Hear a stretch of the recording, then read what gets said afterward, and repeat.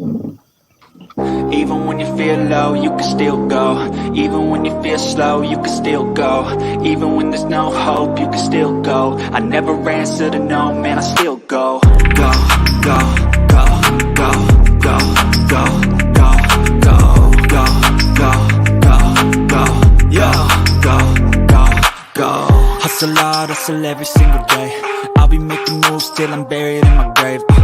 To the system, I don't wanna be a slave. I've been doing shit my way, or the highway. And in the driveway is a nice range, cause I grind through the climb, I invite pain. You'll never hear me, bitch, nah, I don't complain. Just gotta flip the switch and you can go and obtain anything you want, anything you need. Your mind's got the key ingredient, it's belief.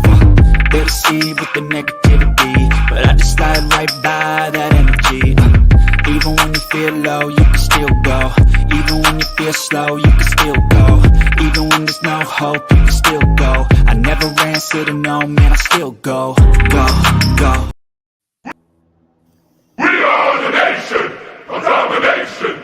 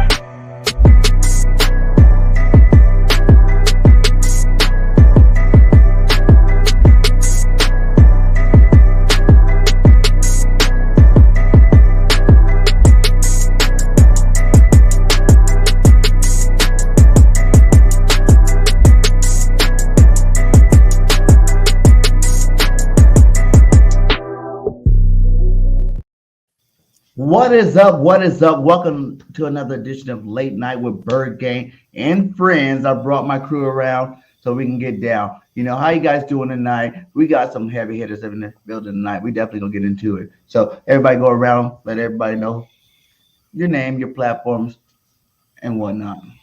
It's your man Dante the Dark Knight from EaglesTalk, ready to talk some Eagles with my good friends on here tonight. You know, the playoff game is coming up. It's gladiator season. Yeah, that's right. You just live or die. There's no tomorrow. So let's get it. Most definitely. Y'all know what it is, man. It's your boy King Fly John. We in the spot. What's going on? What's up, man? I like Y'all that know what it blaze. is, man. Y'all know what it is, man. That King Fly John chain. That's that victory chain, and that's what the Eagles are going to get this weekend. Divisional round. Y'all know what's up. What's up, baby? Trey? I mean, listen. It's a playoff game at the link, bro. I don't really got to go too much further with this. Let's get into it. Let's get it. First off, guys, I haven't had a couple of you guys on for a while. You know, I want to get y'all opinions of the season as a whole. Everybody go around, let me know what you like the most about the season and what you look forward to seeing in the playoffs. I'll kick it off. Well, of course, I love the adjustments that this young coaching staff made from year one to year two. Now, it was a big, gigantic help that Howie gave them by giving them a roster full of talented players. But they did an excellent job in managing those players and getting the most out of them. The last we saw this team last year, we were a run-based offense. Not that, and the run is still important to our offense now, but I'm talking about that's what we did the best, and we did a lot of it last year. This year, we got some weapons. Jalen has taken that Josh Allen step from year 3 to 4, and and he just played out his mind. And he was a key to this team's success coming into this year. And I have to admit, I was one of those dudes that needed to see him do more. I wasn't sold on him from last year, right? I needed him to answer some questions for me, and he checked all the boxes off. I needed him to be more accurate on his deep passes. He's done that. I needed to be more accurate on the crossing patterns. He's done that. I needed him to stop with the happy feet and be more judicious in deciding when to run. He's done that. And not only that, but the offensive coaching brain trust has molded this offense around what he does best. So that has been a surprise to me, and it's been a pleasant surprise. And this team overall, the defensive side of the ball, we still have some questions about Jonathan Gannon, but I'm not that dude. I give Jonathan Gannon, I give him his flowers, man. You just don't stumble into the second-ranked defense, man. So I give him some credit for having that second-ranked defense. And only 15 yards kept us from being the number one defense. I mean, the most sacks in this franchise's history, turnovers increased by bunches from last year. So, again, this coaching staff, I give them a lot of credit. I give Howie a lot of credit for stacking this roster. And I give Jalen Hurts a lot of credit for putting that work in, that Mamba mentality, and came out like a whole different person this year. So this has been a success to me so far, but this has to carry on. I love it. I love it. King? Dark Knight, man, my guy. You just, you went down the roster. You know what I'm saying? You went quarterback to the damn free safety. Most definitely. I wasn't one of those guys to question Jalen. I just wanted to give him time because you know what it is, man. When you're a quarterback in the NFL, you got 2 years, right? You got 2 years to develop, and you got 2 years to show what you got. Jalen showed what he got, and then Dark Knight said, that Mamba mentality. When I seen that press conference when he said, "Aren't you happy? You're a number one seed." I'm not happy. We're not done yet. A whole new season starts all over again. You know what I'm saying? So that's just one thing I definitely enjoyed and seeing. What Jalen has accomplished in the leadership that he has. He's a son's coach.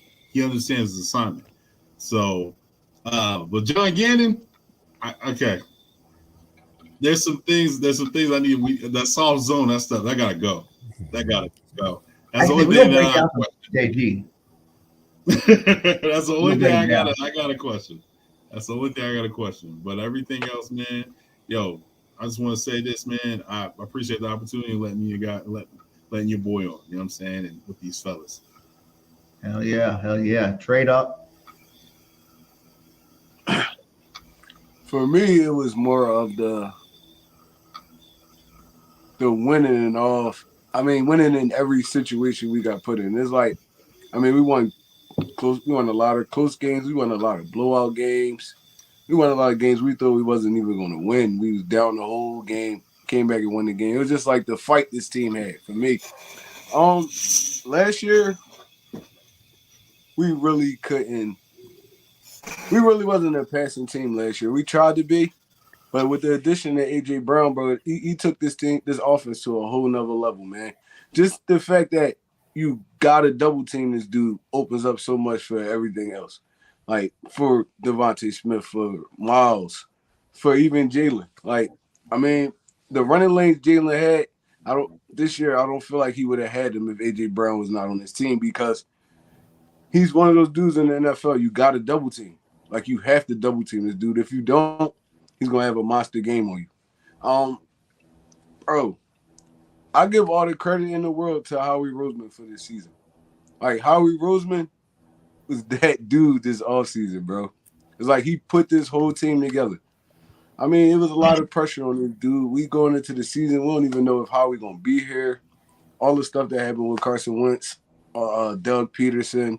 We thought Howie was the next to be out, to be honest. So it's like, this dude flipped his team around, like did a whole 360 with this roster.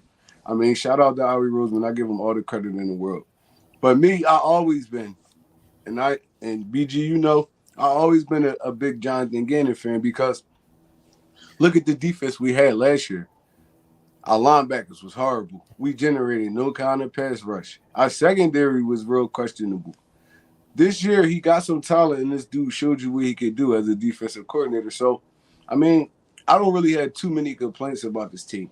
I know people cry a lot about, the last couple of weeks, and it's like, bro, we was trying to get through the season at that point. Y'all seen the dominant Philadelphia Eagles team this year. Y'all seen them from week 1 all the way to like week 13, 14, even 15, bro. We dominated teams. Like, it was really no contest half of the time. So, I'm not really nervous going into this playoff game, especially because I feel like the Giants don't have as much talent as we have. Coaches matters a lot, but the players on the field is the biggest factor. And I don't feel like they have as much explosive or like dominant players as we have. And I feel like it's going to show in this game. So, I'm pumped. I'm ready for it. I'm ready for us to get it, man. Let's go. Yes, sir, man. Like y'all already know how I felt about the team. I told you guys from preseason, after the draft, after free agency, this is a special roster, and it's time to get on board with the ship. You know what I'm saying? Get on the ship right now. Don't wait till middle of the season when we're undefeated. Don't wait till we're 13-1. Get on the ship now. But at least if you're on there now, that's all that matters, because the ship is definitely going full steam ahead right now. This team has been special from the start. Howie Roseman definitely needs to be GM of the year. Putting the roster together like it is. Like, people don't even realize, like, most people worry about our starters. Our 17 out of 22 starters that made it to Super Bowls. Pro Bowl alternates, all pro teams. You know what I'm saying? Don't just talk about those guys. Talk about the backups that's definitely made their mark this year. You know what I'm saying? Talk about the hungry dogs like Sue and Linval Josephs, they're not even starters on our team, but you know what they can do come playoff time. This team is about to be deadly. We're definitely the deepest team in the playoffs. And like I said, it's about if we want it or not, because we only lost 3 games this year. 3 games only. This is the first time as an Eagle fan we can even say that at the end of the season, for one. But we only lost 3 games, and the best part about that is we beat ourselves all 3 games. There was never another team that came in here was better than us and just showed that they were just dominant and just whomped on us, and we're like, oh wow, we got to watch out for that team later on down the road. We beat ourselves with the turnovers, the penalties. You know what I'm saying? We had key guys injured for parts of the season.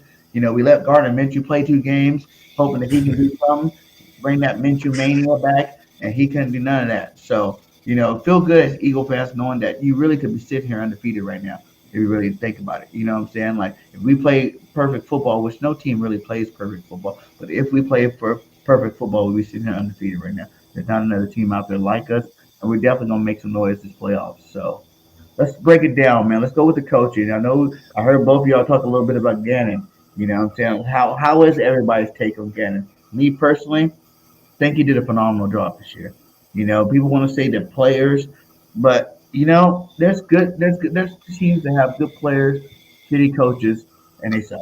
There's teams that have good coaches, shitty players, and they suck. You need the combination of both, and having a combination of both, Gannon did his thing this year. 70 sacks, nothing to frown on. Takeaways, I think we led the league or top 2, something like that, in takeaways this year. Nothing to frown on. You know what I'm saying? Like, that was coaching as well. I remember plenty of plays this year where, we're just like, oh, the game got a little close, and we could just get this one turnover right now and end this game. And guess what? Our defense went out there and got that one turnover and ended the game. So it wasn't like, he gave up points where we actually really had to struggle in those 10 situations. He actually bailed us out. The players bailed us out. It was a great year all around. So much love. I got much love for Gannon. I'm not even gonna hate on him. If he goes, he goes. If he stays, he stays. You know what I'm saying? But you can't be too picky when it comes to coaching and what happened this year with this Eagles team. Yeah, I'm starting to question if y'all are y'all ready for the playoffs? Are y'all ready for the playoff? I'm ready. I don't I feel you. I need the energy to get up. Yeah. I'm looking at y'all, and y'all too pretty for the playoff. Y'all not ready for the. You see what I got on? You see what I got on? I got the Scully. You know why? Because you gotta be in that mentality where it's time to go in these guys' pockets, and y'all not ready for that. Y'all look too pretty. You got to change. I'm only all I gotta do is put my hood on. I'm ready like the team to go in people's pockets. That's Yeah, the that rocket mentality that we mentality. gotta be this Saturday. That's how the team is going to come out this Saturday. That's how them boys. That's how BG and the boys got them ready. They ready to go in people's pockets on Saturday. That's how it got to be. The They rent coming in is here. definitely You know due. one thing. You know, the one thing I want to talk about, man, is this defensive line doesn't get as much credit as they should. And there's two people that I wanna give props out to. Yo, Milton. I want to give it out to my man Milton, man. He got 5.5 sacks. Yeah. Like when we gonna let him get? I mean, I know right now it's probably hard for him to get on that playing time because he's got Linval Joseph, he's got Sue Hargrave, Jordan Davis. but like he's tied. I think you want to say he's tied for one of the top on the Giants. Like the Giants, you know what I'm saying? Like rest of our guys, they got 11, 12, 8, 16, 16 and a half. Like, but then we ain't even talk about our bench. And then and you know the Philadelphia narrative, right? Y'all know what it is. How he makes that trade, right? We go get Robert Quinn. You know what I'm saying? He's your uncle. He's somebody's uncle. You know what I'm saying? He looked like somebody's uncle. He's pigeon-toed. He don't wear gloves. You know what I'm saying? You know what I'm saying? He looked like somebody's uncle. You know what I'm saying? He got the hairline, the hair. Hey, when he came, I was like, he looked like he be having that dangling cigarette. Hey, you're right. Hey, check the carburetor. like he's that type of cat, man. I feel like he's gonna be one of them dudes. He's gonna have 3 sacks. And yo, I don't want y'all coming at me with the Swoop Boys. He's gonna have 3 sacks in this weekend's game. He's gonna be big. I know he was on the injury report for his back, but you know how it is with a Howie Roseman trade. They always show up in the playoffs. They don't necessarily show up in the season. Chris Long. You had Ajayi. He stepped up in the playoffs. You had Golden Tate. I don't know if everybody remembers that, but we catch that. I mean, it was a double doink game, right? But still, it was one of those things where a guy stepped up in the trade, and I think Robert Quinn is going to be that guy. I mean, and let's be honest, the Giants' offensive line is Swiss cheese, B. Like, come on. Even last week, you could see Quinn like. He kind of looked more healthier last week. Like he was getting off the ball fast, he was pressuring the quarterback. So I agree with what you're saying, man. I feel like he's gonna kind of be one of the X factors in his playoff run, man. He's a veteran. The year before he had 18 and a half sacks? Yeah, bro, that ain't just go away out of nowhere, man. He just had to get healthy. So I agree with that. I agree with what you're saying, bro. Our D line is stacked right now. We like a good 10 deep. Yeah, maybe even more, bro. It's kind of hard for dudes to get on the field, so maybe we can get some other dudes on there and they could get some more production. But bro, we can really mix and match it any kind of way. It's like you could slide BG in at that D tackle spot. You could, bro. You could putting Fletch out at DN on some of these plays. It's like, bro, it's just getting goofy now. Like how many people we can rotate in and just throw at these dudes. So, I mean, whoever gonna line up in front of these dudes gonna have a long day. To be honest. Most definitely. I agree with you saying. I have a question for you though, BG. All right. And I know and like I said, I'm on the good and the bad, ugly with John Gannon. And this soft zone, I'm just not a big fan of it. But I will say this. The adjustments that he has done with now Max, because I think we had somebody saying in the comments that Max is not going to be playing this weekend. I don't think Max is out. Yeah, Max is out. I don't think Max is going to be. I think he'll be out for the rest of the season. I mean, rest until the playoffs, unless we get to the Super Bowl. I think championship. I think he's playing. But I mean, what do? You put a plate underneath that toe, like you know what I mean? Like you're a corner, you're in this turf toe. Yeah, man, I've had turf toe, and it ain't fun. So I do like the adjustment, and I like the adjustments that he has made with putting Blankenship at safety. Now we're going to put Gardner Johnson in the slot now. I mean, Gardner Johnson plays slot with the Saints, so you know what I mean. Yeah, and then like Josiah Scott, I know people will poo-poo on him and stuff like that, but and in the zone, he's actually good in the coverage when it comes Yeah, to opportunities. man. He's terrible. Y'all see my man getting cooked up by, you know what I'm saying? My man, he got But cooked that up by. game, hey, all fairness on that game, I give him fairness because that whole week Maddox was taking. He was just coming back from injury, so he was probably taking most of the reps and first team reps. You know what I'm saying? He probably wasn't even really expecting to play, even though you should be ready all the time. You know how it is when you just get thrown into a game. You weren't really thinking you're going to play. Because Maddox, you think about it, that first quarter, Maddox was on fire. He had like a sack, almost sack.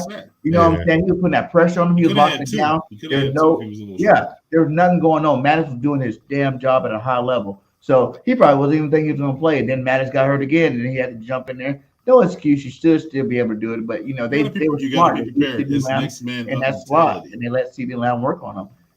And for it's crazy. You know, it's crazy to me. And you know, it's crazy to me. All the dudes we brought in, Josiah Scott, Darius Slade, Bradbury, they all free agents. But we drafted McPherson, and the dude can't even touch the field. Like, bro, that go to show you that our DB development is horrible, bro. It's horrible. He can't even get on the field, bro. But McPherson is an outside corner, so and he's back up. Small to play that outside. Yeah, but he's playing back up. I don't think he's quick enough and shifty enough. You got to understand something. When you're a slot corner, it's hard. It's hard. We're talking about two all-pro cornerbacks, though. How do you? Exactly. It's not easy to come. You know what I'm saying? He didn't come into a regular situation here. We're talking about two all-pros. Corner go down though. When your slot corner go down. But but like he said, to his point, they put Josiah Scott on the field before you. It's like they don't trust on a depth chart before him. Josiah Scott was the backup slot corner. You know, you got to play who's next in line, and that was him. You know, you think about it. Josiah Scott played with Jacksonville. He was one of the top slot corners in the game. No, that's what I was going to ask you. Like, you know, slot corner is different from outside. Yeah, it's different. It's like a specialty. Different. Like, so like every outside, like you probably put Darius Slay in the slot, and he might not look like Darius Slay, if you know what I'm saying? It's not an easy position to transition to. But I like to go back to the defensive line because you guys made great points. I don't know if people noticed that, but that's how awesome our defensive line. We didn't even talk about. You guys didn't even mention Josh Sweat. You didn't mention BG. I went D tackle. You didn't mention. You know what I'm saying? I know, but I'm just saying that's how deep our line is. Like we ain't even mentioned the stars. We talking about the secondary stars and how good they are. Like Milt Williams. Like I noticed Milt Williams. I like Milt Williams. I love Milt Williams actually, and Milt Williams probably is going to get his chance next year because we can't keep everybody. Everybody's not coming back next year. So he's probably going to even be a bigger part of that defensive line. But I loved him from the draft to now. But we're talking about our secondary stars on the defensive line. We're not even talking about the Fletcher Coxes and all. You know what I mean? Like that says a lot. That says volumes about how deep this defensive line, how ferocious it is. And I just don't see the Giants matching us talent-wise, and that is what's going to supersede the whole thing to me. It's for anybody to have any type of doubts or be scared or anything like that. I really have to question who they rooting for and what team they've been watching all year, because for us to come out and lay an egg, that would be very uncharacteristic. We haven't seen that all year. We're not the Minnesota Vikings. We the hell not the Minnesota Vikings. The Minnesota Vikings had a record they had and had games where they were blown out. We have never been in a situation like that in 17 games. The 3 we lost, we've been competitive in every one of them. And like BG said, we probably gave them away. 2 of them came because Jalen wasn't there. Yeah. He only lost 1 game out of the 15 he played. And it might have been 17 if he would have played the other 2. So come on, man. This team is stacked. I know that that's a professional team on the other side of the ball. I'm not going to disrespect them like that, but I don't think when they what's that saying the Joker said, wait till they get a load of us. Wait till they get a load of us. They they haven't seen anything like us. I mean, they've seen us early in the year, but bro. I mean, we're not the Minnesota My Vikings. only concern is coaching. Yep, That's my only mine too. concern. that's The mine. players gonna play. The players gonna come ball out. It's just coaching, bro. Like we've seen these coaches coach great games, like great games where we was unstoppable, and then we seen games where we was looking at them like, "The hell is y'all doing?" Yeah. Like, damn, like Yeah. it should be no reason in this game because the Giants they have a horrible run defense. There should be no reason in this game Miles Sanders is gonna carry the ball 2 times in like any half, bro. We should be feeding this dude, But especially to with that point, Jalen Trey, shoulder not being right. those games that we were looking Say at it them, again. you think about this, guys. We went undefeated for a long time. Those games that we worried about the coaching, it was because you look at the roster. You know what I'm saying? The Jalen Hurts out. Yes, we should have ran Miles more, but I think, like our coaches have always trying to pump up the backup. You know what I'm saying? So they see Minshew in there, like, okay, well, we're going to try to sling the rock with Minshew, build up his credit, build up his status. So then if we get to trade him or we get to let him go, he'll go sign and make some big money. I think he was more looking out for them. Plus, after the Dallas game, Miles was hurt. He was inside of a knee brace at the end of that game. You know what I'm saying? So you got to conserve your running back for the playoffs. You know what I'm saying? That's why if you think about Miles had a good But not game. even just Miles That though. We Chiefs got game, Gainwell, we got Boston Scott. You they know got what? Even if What you I would can't like to beat see. Miles, you still You know got what I would like Gainwell to and see Boston though is Scott. Trey Sermon. That wasn't I in would the like to game see plan Trey at all, Sermon be BJ. activated. That wasn't in the game plan at all. Us running the football, it wasn't in the game plan, like at all. Because even if Miles is injured, you still got 2 backups that's like competent running backs in the NFL, so you can feed them. That it wasn't in the game plan at all, bro. It's like sometimes they just get so big, like they get big headed, like the Saints no, game. Us no. our defense being on the field for damn near 10 minutes, and then you come out and throw the football 3 straight times. That don't even make sense. That don't even make football sense, bro. It don't make football sense at all. You run, you get a first down, you get your defense off the field, you try to put drives together. They wasn't even doing that. We couldn't even protect Minshew, and Minshew was looking like a deer in headlights. We still throwing the football every down, bro. So it's like it don't got nothing to do with Jalen being out because even when you have a backup, you're supposed to coach around him, coach to his strengths. With Jalen being But hampered, for Minshew, his we strength is can't throwing the run ball, that. We right? can't run our full game. We can't run our full offense with him being injured, bro. Because you don't want to risk him. I mean, we win this game, and then the next game he's not there. So it's like, bro, you're gonna have to be smarter. You're going to have to be smarter. Like it's cool to run him. His legs still work, but it's like, damn, bro, this is an injury on his throwing shoulder. Like he has to throw the football with his arm that's injured. So I mean, they just gonna have to be smart, and they're gonna have to be like. I feel like we could beat the Giants without Jalen running a million times. To be honest, we could beat them without him run because the first game we played them, Jalen barely ran the football. We beat these dudes by a whole lot. So I mean, I know it's a different team and it's the playoffs, but I don't feel like these dudes have enough for us. Only way we lose this game is coaching. That's the only way we lose this game. Coaching. But mistakes, because I, you think about a couple of those games we lost, it wasn't coaching that lost those games. Some of those games it was turnovers, like the Dallas game. They called good plays. Minshew sucked that game. He had the ball away 3 times. You don't do that in a football game. Like, that was good coaching. That was, shattered by horrible quarterback play. You know what I'm saying? Like, I don't care about the 300 yards. We have beasts on our football team that's going to make things happen when we give them the football. But there was a lot of poor decisions by Minshew that game that really cost us that football game. as it's supposed to be, as expected. I mean, like a backup is a backup for a reason. You know what I mean? It's very few teams that have 2 starting quality quarterbacks on their team. The backup is a backup Hey, for a Niners reason. got 3. Yeah, obviously. Well, that's coaching down there. Now, them guys, the Kyle Shanahan might be an offensive genius. He's a hell of a coach. But I don't think that this team needs to alter the offensive game plan now that Jalen's back. And I mean, when you step on the field, you could play. So the playbook should be open for him to do whatever needs to be done for this team to win. And I think the coaches can't even think about him having anything wrong with his arm. If we determine that he's healthy enough to play, then we can't go into it with that mentality of the last game of the season where we're trying to preserve him. There's no time for that.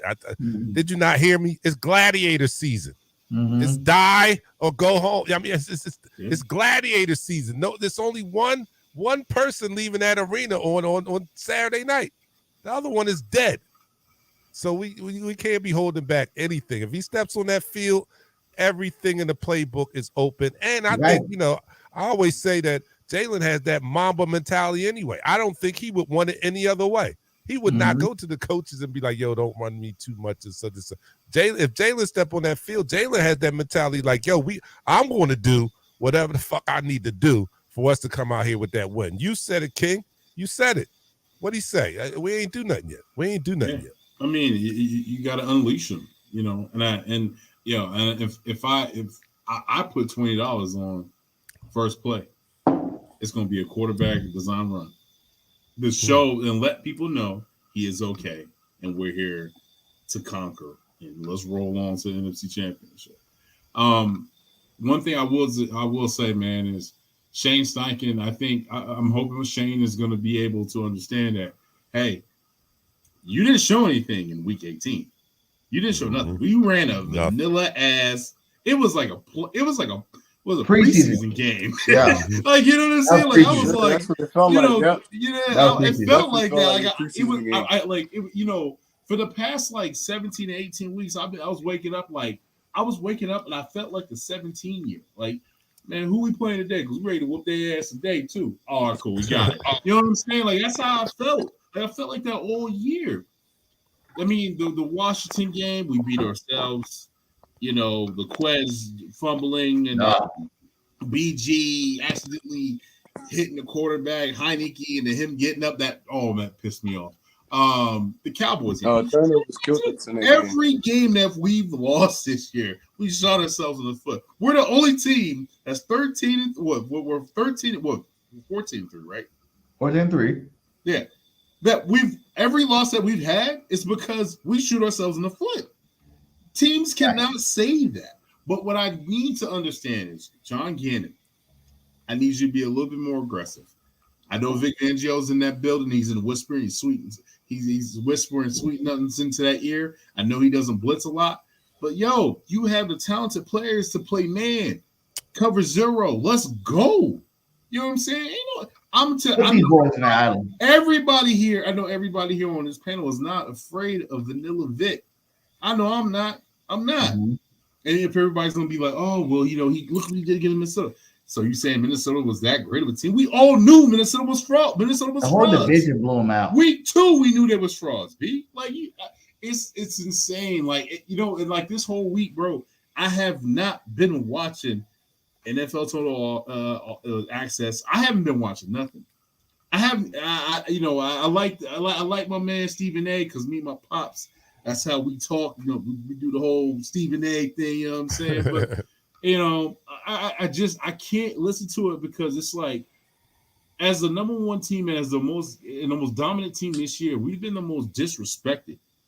And I that's my next point I'll get to. That was gonna be the exact next topic.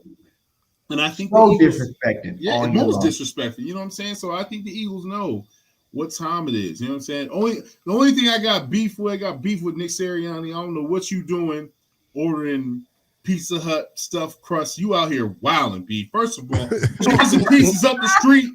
Chickens and pieces on 15 Packer. Yes. On the other side, you got cabbage. Yes. That's good pizza right there, B. What you out here? What you wild? Yeah, he wild. He wild. In Philly, he wild. Yeah, Pizza Hut got the stuffed crust, man. No, you don't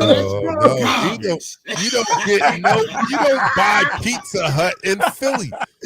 You just don't do that. You don't do that. Man, that's the only beef I got with him right now. I'm a little upset. Ain't nobody telling me that. All right, but get into this though. We don't know. The biggest concern I have is also the coaching. I do. They've done a good job. We've seen them. We were so dominant early on in the year, right? We were looking for tests that this team could go through because we were hearing that it was the strength of schedule. We not playing anybody. So we were looking for little tests to prove that we were as dominant as we were, right? So when we went through adversity in the game and had to come back, that was a test we checked off. Like, all right, see, we came back, we got over the adversity and all that. But this is the playoffs, right? They do it. The coaching staff did a good job in game-to-game adjustments and stuff like that.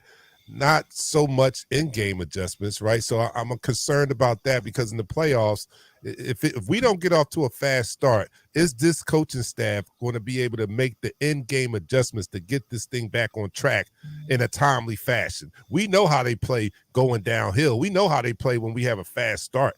We know how they coach then. But what's going to happen if it's a slow start? Are they going to have the mental fortitude or the maturity to be able to get this team back on track in the game? That's my only concern. But I do like what they've done with the team all year. So I'm just going to rest on that they'll continue that going forth. But that is my biggest concern is the coaching staff. For me, I don't know about you guys. You guys fill me in on this. For me, I feel like every single game. Let me ask y'all something. Hold on. Every single hold on, BJ. Let me ask y'all something. I was gonna say every single game this season, right? I feel like it was never us being aggressive in terms of the game plan. It was always us going out there with kind of vanilla stuff and seeing what you're gonna do against us. Because we already knew we had the talent to do whatever we wanted. We wanted to see what were you gonna do to us. And by that second quarter, that's the reason why we led the league in scoring second quarter. By that second quarter, we're like, okay, that's what kind of game plan you're coming with today. This is what we're going to do today. And from that point on, we kind of just dominated the game. Like, for me, I feel like it's always been, it was never about the other team the whole year. Or about our team and our coaching staff coming in, like, being the aggressor on this is what we're going to do today. It was always like, we're going to chill out with these vanilla plays. If they work, they're cool. If not, then we're going to see what you're talking about. And once we figure out what you're talking about, now we're going to come with a full game plan and attack you and dominate you. And I feel like that's how we did the whole year long. All right, let me ask you something. If you Jonathan Gannon, right? Because like all year when we played mobile quarterbacks, we kind of struggle with them. It's like because our pass rush so aggressive, sometimes we get out of our pass rush lanes, stuff like that. So how do you call this defense against Daniel Jones? Because he ran all over the Vikings last week. He ran all over the Vikings last week. And they have a semi-good, they have a good pass rush. They don't got no, I mean, they're not horrible rushing the passer. So, I mean, how do you approach this game? It's like, this. I mean, all right, I'm going to tell you how you should approach this. You're going to cover two. Go man. Stop playing this zone shit. Because what's going on when they're playing the zone, they're attacking the edges of the football field. And we're not really that good at that. For some reason, I don't know why. And I no disrespect to TJ Edwards. He's having an amazing year. He's getting the tackles, he's getting it where he needs to get him. But they're relying on the four or whatever who are rushing at the defensive line. They're relying on that. And then they're also relying on, well, we got the two best corners, which you should, but not in zone. Not in zone. Yeah. And because our weak, and I hate to say this, and I don't want to call him out because that's my man 50 grand. He's from the same area I'm from. But Kaiser White is a liability in zone coverage. That's the reason why we've been getting our ass eaten up by tight ends. He is the reason why in the middle, we've been getting our asses eaten up in it because he don't know where he's supposed to be. And what's nuts is about it, and what makes this crazy, I don't know if I'm Boo Boo the fool, but when he got signed, I thought he was the best coverage linebacker. He plays safety. Wait. Before you start poo-pooing on Kaiser White, listen, in the beginning of the season, Kaiser White was balling out. Yeah, he was. He was balling out, right? Man. The only time he started barely hear his name anymore. The only time he started looking suspect is when CJG went out and Maddox went out. That was a whole nother defense there. You know what I'm saying? He had more coverage responsibility there. I'm not trying to give him no slap, but at the same time, you didn't have the same players around you. You look a lot more suspect in that situation. No. Look at the Colts game. Liability. That tight end was eating our asses up because when we kept on playing that soft ass zone, Kaiser White was out of position every damn time. I don't know, and it was that the running game. I don't know. It was a trust. I don't know if it's a trust or it's just a lack of gap consistency. I don't know what it is, but it was something where it comes to space and know who you cover in that zone. Mind you, I get it. He is, and like I said, man, I think Kaiser White can cover a tight end. I get it, and I know he can probably. I've seen him stick with a slot corner as well. But when it comes to zone, we've been getting our asses eaten in the middle of the field all damn time. Or they don't do that. They're attacking the edges of the damn football field. They're eating our asses up. That's the reason why. I mean, let me ask you something, though, King, because, like I said, Daniel Jones is a scrambling quarterback, right? So if you play man, all your defenders' backs are to the quarterback. So if they do just get out of their pass rush lanes and Daniel Jones take off, that's worse. It's worse playing man than zone when your quarterback can run. Okay, but I'm rebuttal with that. But then that's when you go where, okay, well, if I'm going to go play man and you're saying my back is against the wall and I got the quarterback going past the ball, he's going to run. You got to go QB spy at that moment. Yeah. You got to go QB spy. It's kind of hard to play man and spy on the dude. So you have a 4-man rush. You can go get him. We got some dogs on that defensive line. Yeah, and what irritates me. I'm sorry, what? I'm gonna say with the injuries, you gotta look like CJG was in his right spot. You're saying he can cover man, but in zone, we don't even know. It's always easy to look at the film and be like, oh well, look at the game and be like, oh, it was his fault. Like we don't even know if these were even his zone areas to be covered. Like if you got guys as a person that plays all safety, year long. I know. You know what I'm saying? Like as a person that plays safety at 6'2", 260 pounds, I know what zone I need to be in. I'm a big guy, and I played football. The middle of the field is your zone when you're in the linebacker. That's the linebackers. Yeah, that's it. That ain't nobody there. That's the linebackers. That's you. That's all on you. All I know is like Darius Slay said. What did Darius Slay? I don't mean to cut you off. What Darius Slay say in the Cowboys game? Hey, y'all gotta know y'all assignment. Mm-hmm. You gotta know your assignment. You gotta know the play. Third and 30. You gotta know your play. That pisses. And as a defensive person, that pisses me off. And I know that pisses everybody else off. You look at Darius Slay. Yeah. You gotta know your assignment. You have to know it. It comes back to the zone, right?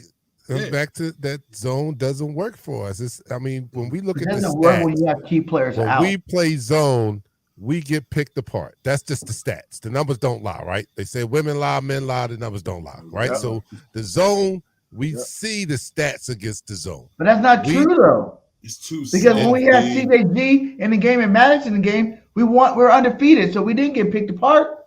Okay, all right, listen. I don't know, but like I said, the numbers don't lie. I don't know who's in the game, but the numbers don't lie. I don't know who was in the game when all those numbers were compiled, but I know the stats say that our defense is not good when we play zone. That's what the numbers say. The numbers say we give up a very high completion percentage when we are in zone. Very high. The numbers say we make mediocre quarterbacks look like Joe Montana when we play the zone. And to piggyback off that, we have the talent. The piggyback off that, we have the talent to play man, son. Because that's the thing that irritates me. But it's only the first half for one, and we played zone the whole year, and we have 70 sacks. We have second most turnovers. Like it works. You can't say it don't work. BJ, I want you to go back and look at the Cowboys. You can't say it don't work. No, BJ, we were undefeated when it worked with all of our starters on defense in. BJ, go look at even that Dallas game. CeeDee Lamb went for 100 yards that first half. That second half, he didn't do nothing. He picked us apart. Dak was carving us up in the middle, bro. The first half was quick slants. little drag First routes. half. He was carving us up in the middle. That's the Carving us easiest up. place to throw the football where you can't cover it. If you can't cover it, the middle of the field. That's what you see. And Soon I as you hate snap to the say football. it's Jack Kaiser attacked White. Josiah Scott. No, That's what he he attacked that attacked the game. middle of the You field. don't DJ. watch the game. It was CD going in the If you slot. playing zone, and if you playing dog, zone, that's Josiah Scott not was the game in the Josiah game. Scott to cover the zone. He either going flat or he going deep third. He's not covering the zone. Josiah he's not Scott covering the played middle of the well field for in the us. zone. He played well in the zone. He played well. That Dallas He game, he did. played well. He played well in the zone. That's why everybody's When murdering they him manned now. up, Hold on, he was listen. getting He did covered. play Hold well. on, hold on. Listen. He did play well in the zone. He did. When I watched film, he played well in the zone. The issue is, though, there was a lack of trust. You can tell. And yes, and to your point, it was most definitely, certain personnel was in the game. And yes, you're definitely right there. But when it comes to the middle, Kaiser White was getting his ass chewed up. Like a you know when a dog got a little chew toy, his ass is getting chewed the fuck up. It doesn't matter. It does not matter. He was getting chewed up. It was just period. He was, but I'm just saying he only 6 feet. He going up against 6'7", 6'8" dudes and shit. Like Hey, that's you're a professional football it's player. gonna happen. You're TJ Edwards a little stronger, a little bigger. He could cover tight ends. Kaiser White is a See, really TJ Edwards, he got that weight. dog in him. He got that dog in him, so he gonna tackle. You know what I'm Mhm. saying? And he has that mentality where he knows where the nose of the football. You know what he reminds me of? And I don't, no disrespect to Jordan Hicks, but he reminds me of Jordan Hicks, but a little bit better. I can You see know what that. I'm saying? And he just, you know, because he knows. I wouldn't even what say Jordan- better. He's very If smart. Jordan didn't get hurt for our team. Yeah. he could If still Jordan be Hicks lying didn't that get right hurt, now. Yeah, but you can Jordan tell Hicks the injuries is are taking a toll Yeah. on his career. Yeah. But TJ Edwards' biggest weapon is his brain, though. This dude, he's very dissect smart. plays He's very fast smart. as hell. Yeah. He And the same dissect plays thing so with fast. Cox. You can tell Cox is he study a lot of film. You can tell he study a lot of film. He studied tendencies, stuff Undrafted. like that. Because dude just he on another level with it right now at that linebacker position. I hope they like, sign him. I hope they resign him. I hope we they haven't had a resign line. him, bro. Because he's gonna be man. I had this. defense for years. Thank you guys for talking about this because I had this debate the other day, right?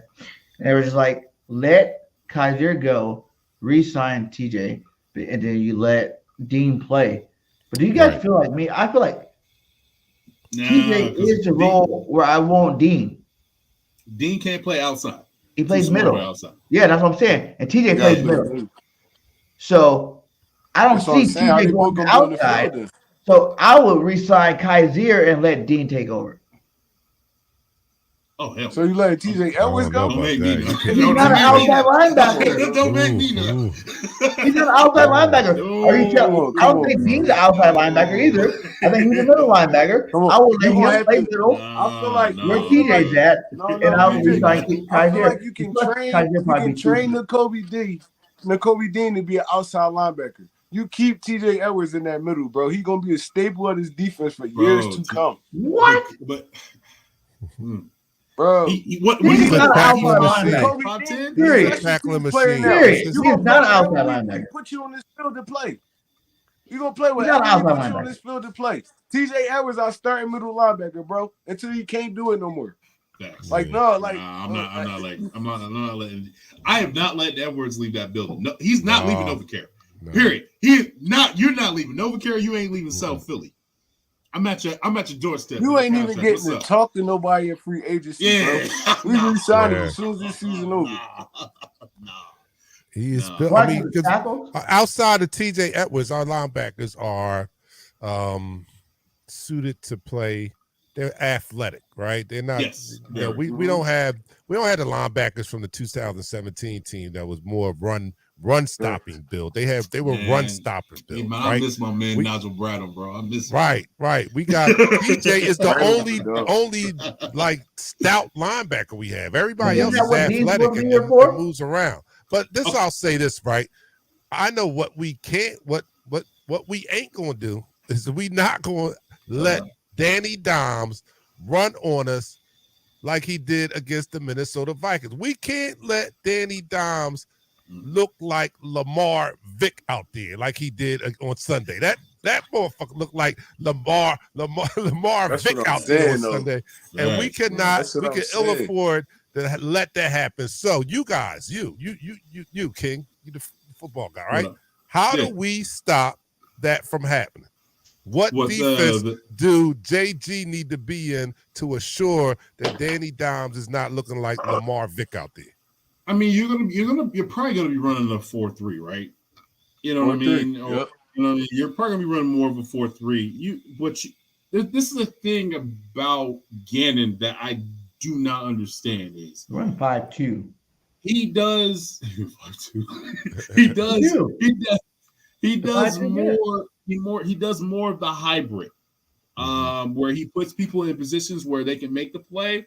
Okay, well, that's on you. You got to make that play. But if you don't make that play, we're gonna be fucked, right? You know what I'm saying? And you know that, and that's what it is. It's a give and take there. It's not compare it to like when we had Jim Schwartz. Jim Schwartz was somebody where then don't break. I'm a pin your ears back, go get him, and then everybody else, I'm gonna put them on an island. If we had that reverse role with John Gannon, oh my goodness, we would do more. And I'm not saying it's no disrespect to John Gannon because allowing 17 points, letting takeaways, but we have the skilled players to do that. So let them do that. That's the only thing that irritates me about John Gannon. But if I was going to go against Vic, Vanilla Vic, I'm no disrespect to Michael Vick. That's my man. Right. You know what I'm saying? Don't go kill me in the comments, man. Don't kill me. Yeah, most definitely. I would do something to where you're running a little bit of stunt. You're working his eyes. You're going to make him see something that he's never seen before, or you know what I'm saying? Make him in a bad situation where he doesn't think. I mean, I was at that Giants game. I took my wife and my daughter to the New York game, and it was mad cold. And shout out to my daughter for sticking through it because for her daddy. You know what I mean? I definitely did see where there was just like they were basically playing with his eyes. You know what I'm saying? They were running up with the corner. And there was a corner. It was I think it was I want to say it was Maddox. Maddox acted like he was about to go blitz, and then boom, and then he was like, okay, well, I don't know where to go. We had 2 sacks in that segment. You know what I'm saying? Yeah, like it was just like he was like, oh, like he didn't know what to do. He didn't know where to get the ball. And let's be honest, the Giants don't have that big of much of a talent when it comes to the wide receiver position. They just get away with the getaway. You know what I'm saying? So the one thing that I can say when it comes to the defensive side, Jordan Jackson did his thing against Justin Jefferson, right? He is not doing that against AJ Brown. That's baby T.O. Let's not fake the funk and stop. Oh, well, he had plenty of help too. Like they doubled Justin Jefferson. They was double and triple teaming that dude. Yeah, they was. He didn't do it by himself. So but we already know that's not happening because you got Devontae Smith. And this we got game, too many weapons. Yeah, we got too many weapons. In this game, and you know what this game is? What one thing did you learn from Minnesota from that last week's game? That where they were eating their bread and butter. They can't beat the Giants. That's what I learned. Middle of the field. All I got out of that. No, I don't know. Middle of the field was right over. Hawkinson was killing them. Thank you. Yeah. So what does that mean? What does that mean? That's a Dallas Goedert game. They can't guard tight ends. They can't guard tight ends. You go ahead and you murk them with the tight ends. You murk them. And you know what I would love to see a little bit more? Can we get some screens? Yeah. Can we get some screens? Well, we were doing tight end screens a lot before Goddard went down. Can I see a Miles screen? Before he went down the first time. Yeah, can I see some Miles? Can I see some Miles screens? Can I get the giant killer screen? Like his little ass, his little Mighty Mouse ass after. Like that's what I need, man. Still, what people are forgetting, we're still that team where you have to pick your poison. Like you're not going to stop everything because we got weapons. We got a Pro Bowl running back. Yeah, it's impossible. We have one of the top tight ends. Both of our receivers over 1,000 yards. So what are you going to do? You want to double AJ? We got a number one on the other side, quality wide receiver on the other side. What do you want to do? Double the Devontae? We got Goddard coming down the middle. What are you going to do? We are still that team, and I think that the experts and the pundits are forgetting that because they haven't seen us, our full team together in about 3 weeks. Okay, but we are healthy now, and they're about to see. We're about to unleash the fury of hell on these motherfuckers on Saturday, and they need to know that it's about to be. I again, I'm not saying, I'm not discounting or disrespecting New York. Yeah, they sure. played a hell of a game last week, and they deserved that. Hats off to Dable. He probably will get Coach of the Year, which he definitely deserves. It's coaching.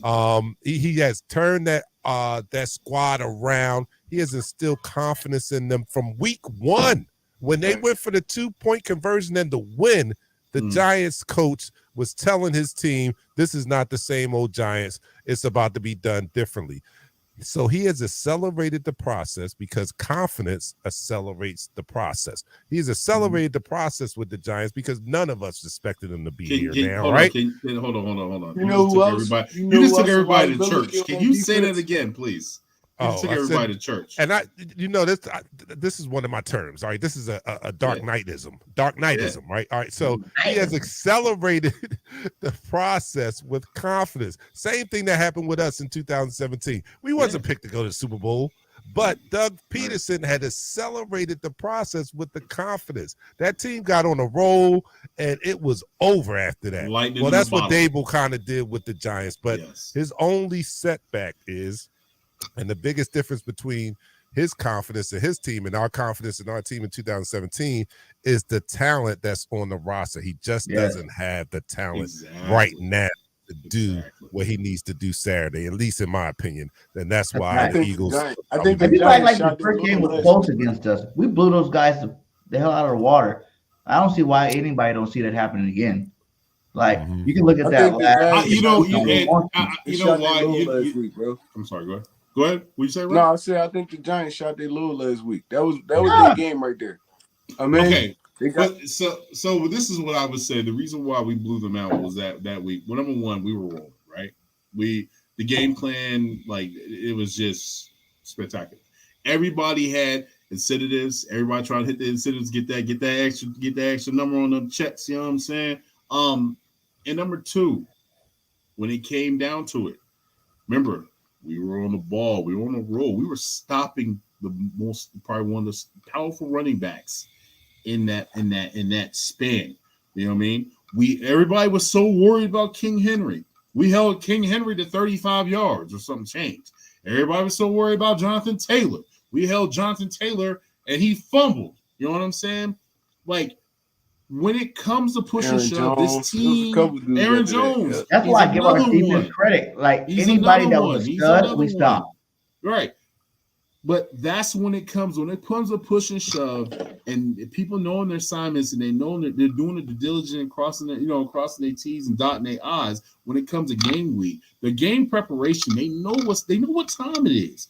People are like, oh, well, the Eagles, like, bro. And that week 18, man, we were so vanilla. Like, and at the end of the game with the whole, Darius letting, it was a Galladay, like catch that one touchdown. Like you guys paid $72 million for that damn touchdown. So congratulations. Right. You know what I'm saying? Like it's, you know what I mean? Like I just think that these birds, these guys, they know what's up. They know what's on stake, what's online. And you're gonna be in South Philly on a Saturday night. Xfinity Live, Chickies and Pete's. Cat's gonna be out there. Cat's gonna be out there. We already know what's that environment gonna be crazy, bro. This level is football. And like people, what I hate about the media is they act like all these teams are gonna be so lit for the playoffs, and we're not gonna hit that next year. You know, if you hear the talk, it's like we're gonna stay consistent of like what we did the regular season. If everybody else can hit that next gear because they're in the playoffs, you don't think these people about to hit that next gear because they're in the playoffs? Like I tell everybody, it doesn't matter what injury you got. We're talking about 3 games. Then you got an off season to recover, go get your surgeries, go get whatever you need to get. 3 games. These boys are about to be litty like a kitty the I next ain't gonna 3 even games. front. I ain't gonna even front. When you don't make the playoffs or you don't what I mean, you got you banged up, whatever. You just want to get the hell up out of there. So you know what I mean. And if you healthy, you just want to get the hell up out of there with no surgeries. So, I get it. That was me in college.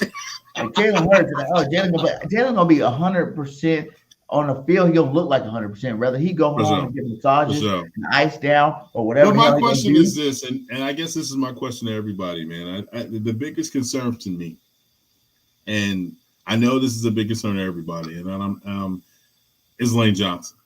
How far can he play? Like that adductor that y'all know where that's behind. That's behind, the jump, where you have kids. You know what I'm saying? Like the muscle, right? As being a right tackle, can you hit that jump? Can you, what I mean? Can you back up? Can you go? You know what I mean? It depends on what the blocking jumping. scheme is. It's just the backing up thing, bro. Yeah, man. That's the only thing I'm concerned with. Can he finish a game? Because I feel like, for some weird ass reason, the Eagles go left when Lane Johnson's not in the game. I don't know what it is. And I know Driscoll's there, and I think Driscoll's actually okay. But what kills me is they don't really have enough. They don't really have confidence in Dillard or putting Mulata to the right and then putting you. I mean, right. I get it. I don't know. I've never seen him. I've never seen him. But one thing I definitely do see is you probably don't want to make 2 transitions. You want to make 1 transition. Exactly. You know what I mean? So that's the only thing I can see. But Lane Johnson is probably the number one person that scares me. Is we need Lane. We need Lane. That's my question. Okay. Now we talk about how talented this football team is, how deep it is. Do you really think one player stops us from winning the Super Bowl? And I know Lane Johnson never gave up a sack in 2 years. He even got a touchdown this year. He is that dude. He is the man.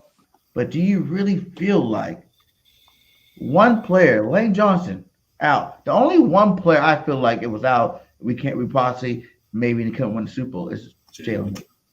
After Hurts, we can adjust. Will it be as clean? Will it be as pretty? Maybe not. But I feel like we can even win a Super Bowl without Lane Johnson playing any of these games. I'm going to tell you this, though. It's not going to matter until it matters. You get me? It's not going to matter until it matters. Like you going up against a Bosa. Bosa against Driscoll? Oh, my God. I don't want to see that at all. Yeah. I don't want to see that at all. It's not going to matter this week. That's why I was saying you probably could have set Lane out again this week. But if we make it, we go to that championship game, and you got to face the 49ers, and he going up against Bosa down at the down, I don't like that. See? But do you not like him enough to say Thibodeau's going to be on that side, bro. Thibodeau's going to be on that side. But do you not like it enough to say that we'll lose the football game? He's aggressive pass rusher, but he's not polished yet. Bosa is the leading sack artist. He's the real deal Holyfield. That's a real. It's different. Yeah. It's different. I feel like Driscoll can handle Thibodeau's little tight end chips and stuff like that, but none of that matter with Bosa. Dude been getting double teamed all year and still had 18 and a half sacks. Yeah. So it's like, bro, it's different level of competition in the NFL, and I feel like if Lane does play and he goes down in this game, it's going to affect us. So, that's a coaching thing, medical staff thing, and how Lane feels. Because if you feel like you can't do it this week, bro, just sit out. I feel like we can win this game without Lane Johnson, to be honest. I feel like this, guys. One player don't make our team, period. Like I said, the only one is Jalen. If Jalen's playing, I feel like we can win all 3 games we need to win. Period. It might not be as pretty. Like that's the only thing that matters. But you gotta protect your quarterback. You gotta protect your quarterback. Everybody talk about the talent on this football team, but when Jalen didn't play those 2 games, all that looked like boo-boo. All of it. The offense looked like boo-boo. The defense looked like boo-boo. All of it.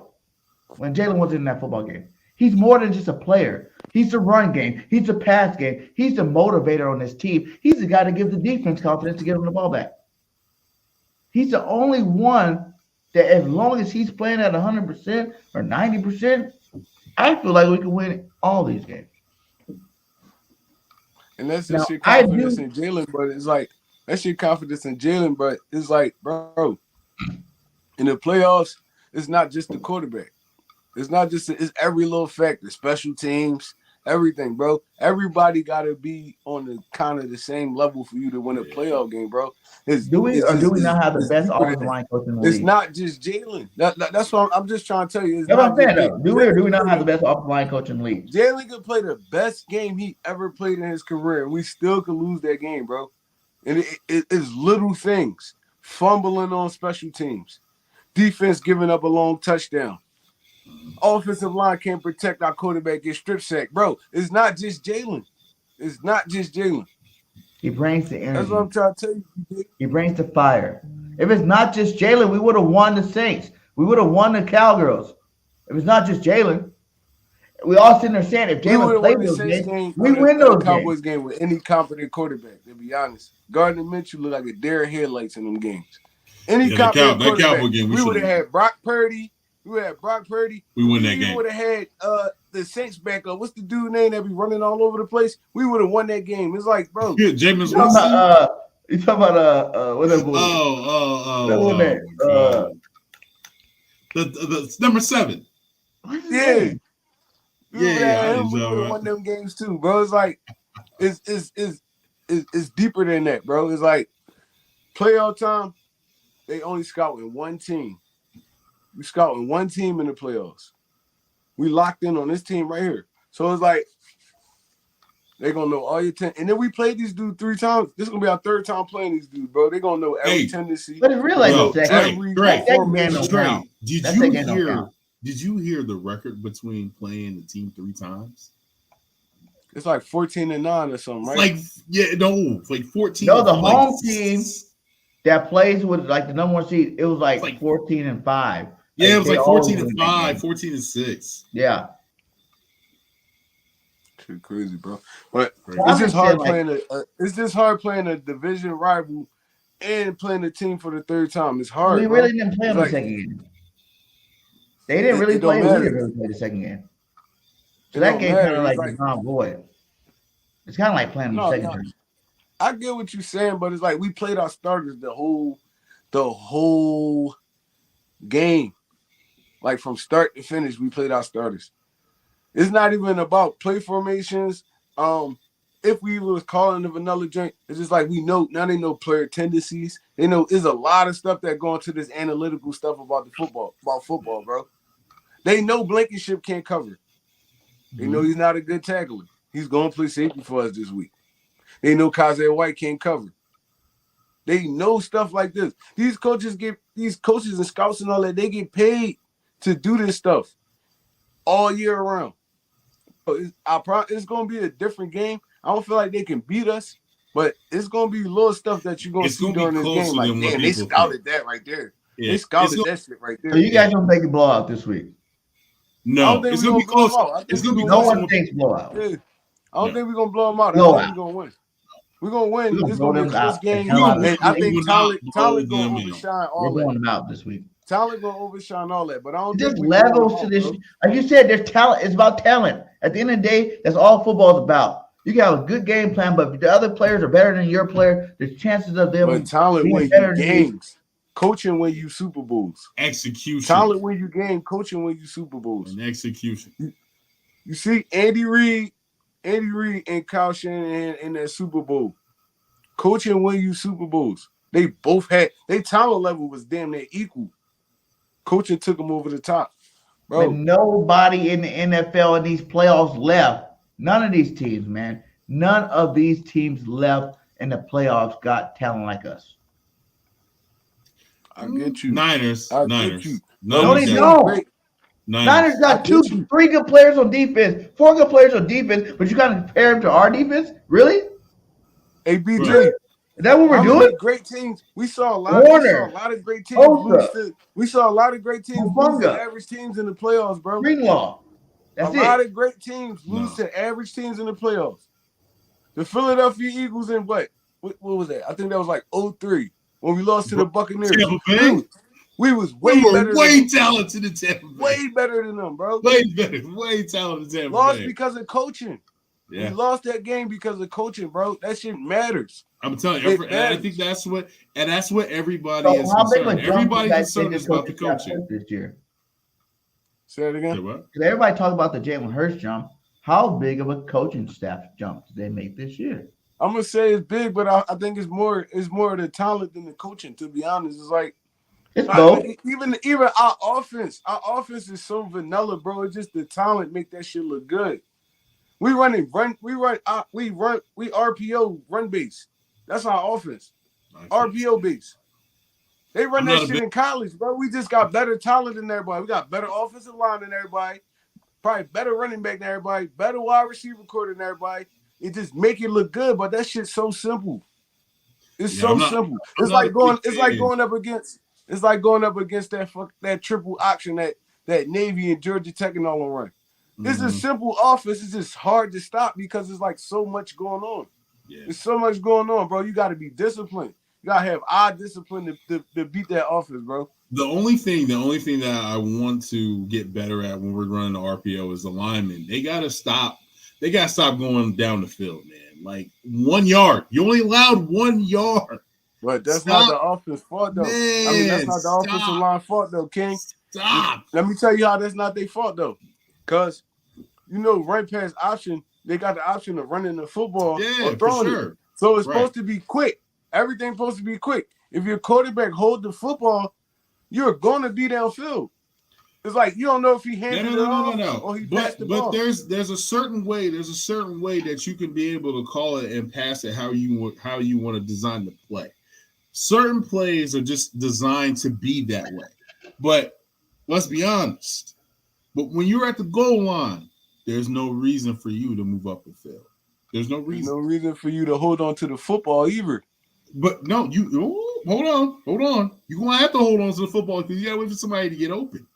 But you cannot. But your offensive line has to. You got to understand something. In the RPO, you cannot go up the field. It's just ineligible, man. You have to understand. Stay in between the yard. The NFL needs to actually make that 2 yards instead of 1 yard. Shouldn't make it 2 yards, but if you blocking somebody on an RPO, all right. So RPO is boom. I wouldn't run it. If that DN crash, you pull it and throw it. Yeah, throw it, right. All right, so say that DN play it like he's shuffling. He play it like that, and you hand the football off. That could be on any play.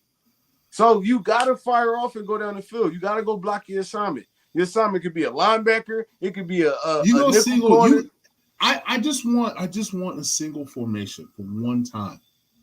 That's all I want. Single back I formation for once.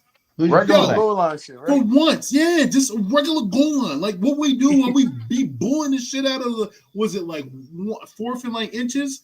Why can't we just do that? Regular goal line shit, just blow dudes off the ball, bro. Yeah, just blow motherfuckers off the ball. I'm so tired of RPO, I don't get bro. I don't get it. We have the talent, and that's the thing that I don't understand with this coaching is like we have the talent just to run like a normal ass offense. Even you can even go far left and say, hey, we can run a West Coast offense. We can. Yeah, we can. Because we have the talent to do that. Yeah. But we could run that, bro. We could run that Shanahan offense to perfection right now. We got every play. Bro, every player you need, we got right now. We do. The Niners got Debo. We got AJ. They got what they got 11? We got Ayuk. We got Devontae. We got Devontae. They got Kittle. We got Goddard. And we got Quez. Quez could be that quick hitter dude. Hey, and the one thing I want to say about Quez, I'm tired of Quez catching wide receiver screens. I just want him going straight with the vertical up the damn field. Just running, That is one where they would bro. Ever since that Arizona, you know what I'm talking about, Trey. Ever since that Arizona game, they're like, oh, we can throw him to the side. He can take it. No, run. Go. But last year, I ain't gonna lie. Last year he was taking them screens. Yeah, he was. But yo, stop it. Stop it. Like, you gotta I stop feel it. like you said, King. After seeing that, we just thought that that's all he's good for. I'm To be telling honest, you. we need to have him in a Deshaun Jackson role where he's just taking the top off. Take the top Right. off Regardless if defense. you throw him the ball or not, just run, Quest. He Run. a fourth And, option, yo, bro. and let's get Zach Pascal involved That's with what the I'm shock saying. plays. With the shock plays. You That's see what I'm those shock saying, plays, bro. them shot play, bro. Those because everything the Eagles do is for a formation for a design play. Right? It's like when you go on Madden and you pick that one player that you go to, like you go on Madden, you say AJ Brown. Boom, I'm going AJ Brown every time. We already have that. Just go every time you do those shot plays, man. Let's get everybody involved. Everybody want to eat too. Mm-hmm. I don't know. And we don't have this. Just feed the ball to AJ or Smitty. You know what I'm saying? Like the best games that we played this year are the games where he's spreading it out. He's spreading it out. Yes. Whoever's open, I'm throwing you the ball. Here you go, Smitty. Here you go, AJ. And if it's just so happened that one of them are open more than others. All right. So what was your favorite AJ Brown game? Was it the Steelers or it was the Titans game for me? Okay, I was gonna say the Titans is probably my favorite. Because Yeah. he went down there, right? He went down there on some shit, bro. He's like, yo. I mean, well, they came to us, but he told Jalen. I'm pretty sure he told Jalen before that game, like, bro, throw me the football, bro. I'm gonna cook these dudes. I'm gonna cook these, bro. He could have had 4 touchdowns in that game. Yeah, one of the joints he went out of bounds. Matter of fact, he could have had 5. One of the joints he stumbled on and they scored. So I'm like, bro, he got his GM. He got his previous GM fired. Yeah, AJ was dogging them dudes. That dude got canned. I love the Steelers game, but for him to go down there and do that, I mean, for him to do that to the Titans, his old team, bro, that's gonna be like a memorable game. Like they're gonna bring that up in history. The Steeler one was good though too. The Steeler one was dope. No, I know what he went. Not you. Yeah. And you know what's dope about AJ, man, is like I there's only like 4 or 5 wide receivers that I can remember that can do what he does. That's like JJ Stokes, Devontae Adams. Yeah. Who was the late hands? You know how you the late hands. You know what I'm saying? Larry Fitzgerald was really good at that. Megatron was good at that. The late hands, bro. Like that was one thing I was never good at. But like that was one thing that like seeing from afar, like damn, dog. Like, that is an unspoken truth about receivers. We can get those. Yeah, bro. Like that's like spidey senses. You know what I'm saying? You can't defend that though. It's like you don't know when the ball about to drop. All you can do is just, you either gonna get a pass interference or you gonna get cooked, and ain't no way to defend it. Like, let's play a little bit of captain this guy. Let's even go to Devontae though. You know what Devontae remind me of? He remind me of Marvin Harrison. A young Marvin Harrison, bro. Oh yes, most definitely. The route running. Route running, and his toes. His shiftiness. It's like, bro, he just and he don't take big hits. It's like, bro, no. He don't take big hits. He even getting out of bounds or he getting his ass on the ground. That's gonna bomb like at least a good 6-7 years in the NFL, bro. I want to do a little bit of this, like like captain is like. Tell me what you guys think about that. Like since you said, the whole Smitty thing, how you feel like we've been praying for 1,000-yard receiver. We got this year. We got 2 that broke both records. Could have had 3. The own record they broke this year. Devontae with the receptions record and then AJ with the yards record. Like, how do you guys really feel about that, man? Like, that's crazy, bro. That's nasty. We didn't get that kind of production since DJ and Macklin. Yeah, we didn't get that. And not even that kind of production since that, bro. And I don't even think that them 2 years Macklin even went over 1,000, but he was close. DJ went over 1,000 both of them years, but them dudes was like hard to guard because they both had speed. They both could run routes, and like. I mean, they wasn't really middle of the field dudes, but they could kill y'all over the top, both of them. And then we had Ertz working in the middle, so it was like that shit was like dangerous. We ain't seen nothing like that since them dudes. Yeah, we haven't seen nothing in a while since them dudes. And really, we ain't even seen this before.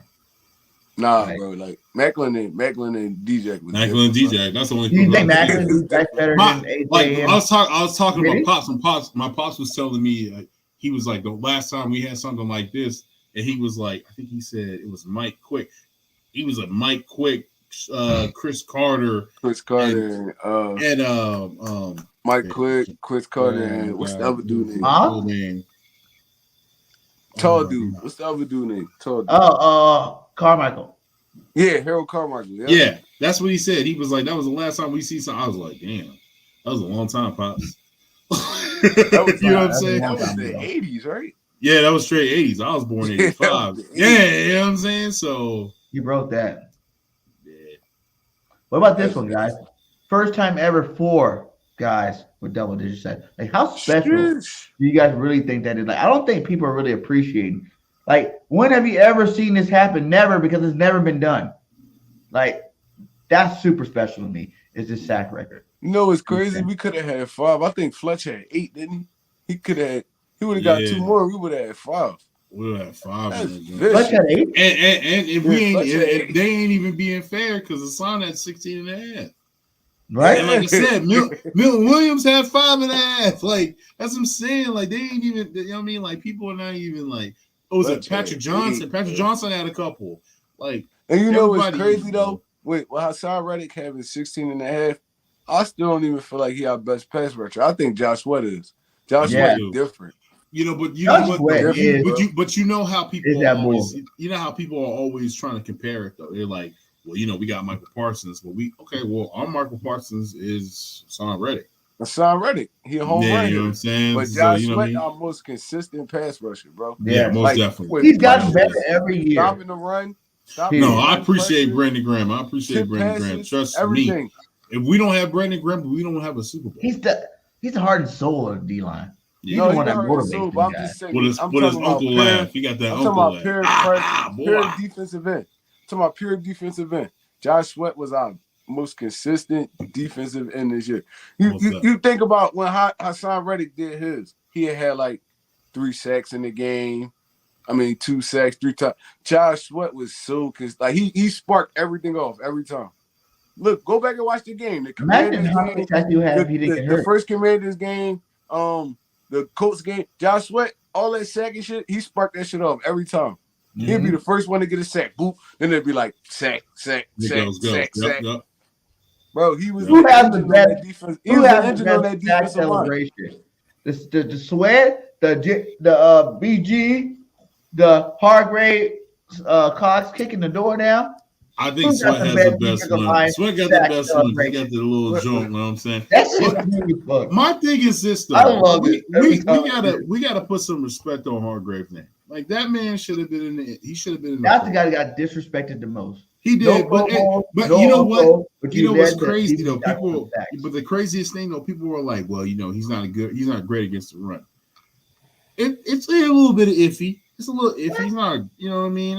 You know what I mean? But like, come on, man. He's a defensive tackle getting 11 sacks, 12 sacks, and he's another one. He's another one that be setting the bitch off too. I think he got. But you know what that come from though, King. That come from them ends flying off that edge like that. Facts. And they walking right into Hargraves every time. Hargraves, whoop, he beating them up the field. But I mean, your first instinct is to step up in the pocket. I felt Hargraves bad right for there him, waiting though. for I you. felt all worked bad for hand in him, hand. bro. It all worked hand in Did hand. y'all see that tweet? He said the NFL hate me. I said, yeah, because that's disrespectful. Hold on. 17 Who we talking about? At defensive Hargrave. tackle, bro. How you not He's all-pro? a beast. That's the most disrespectful move ever.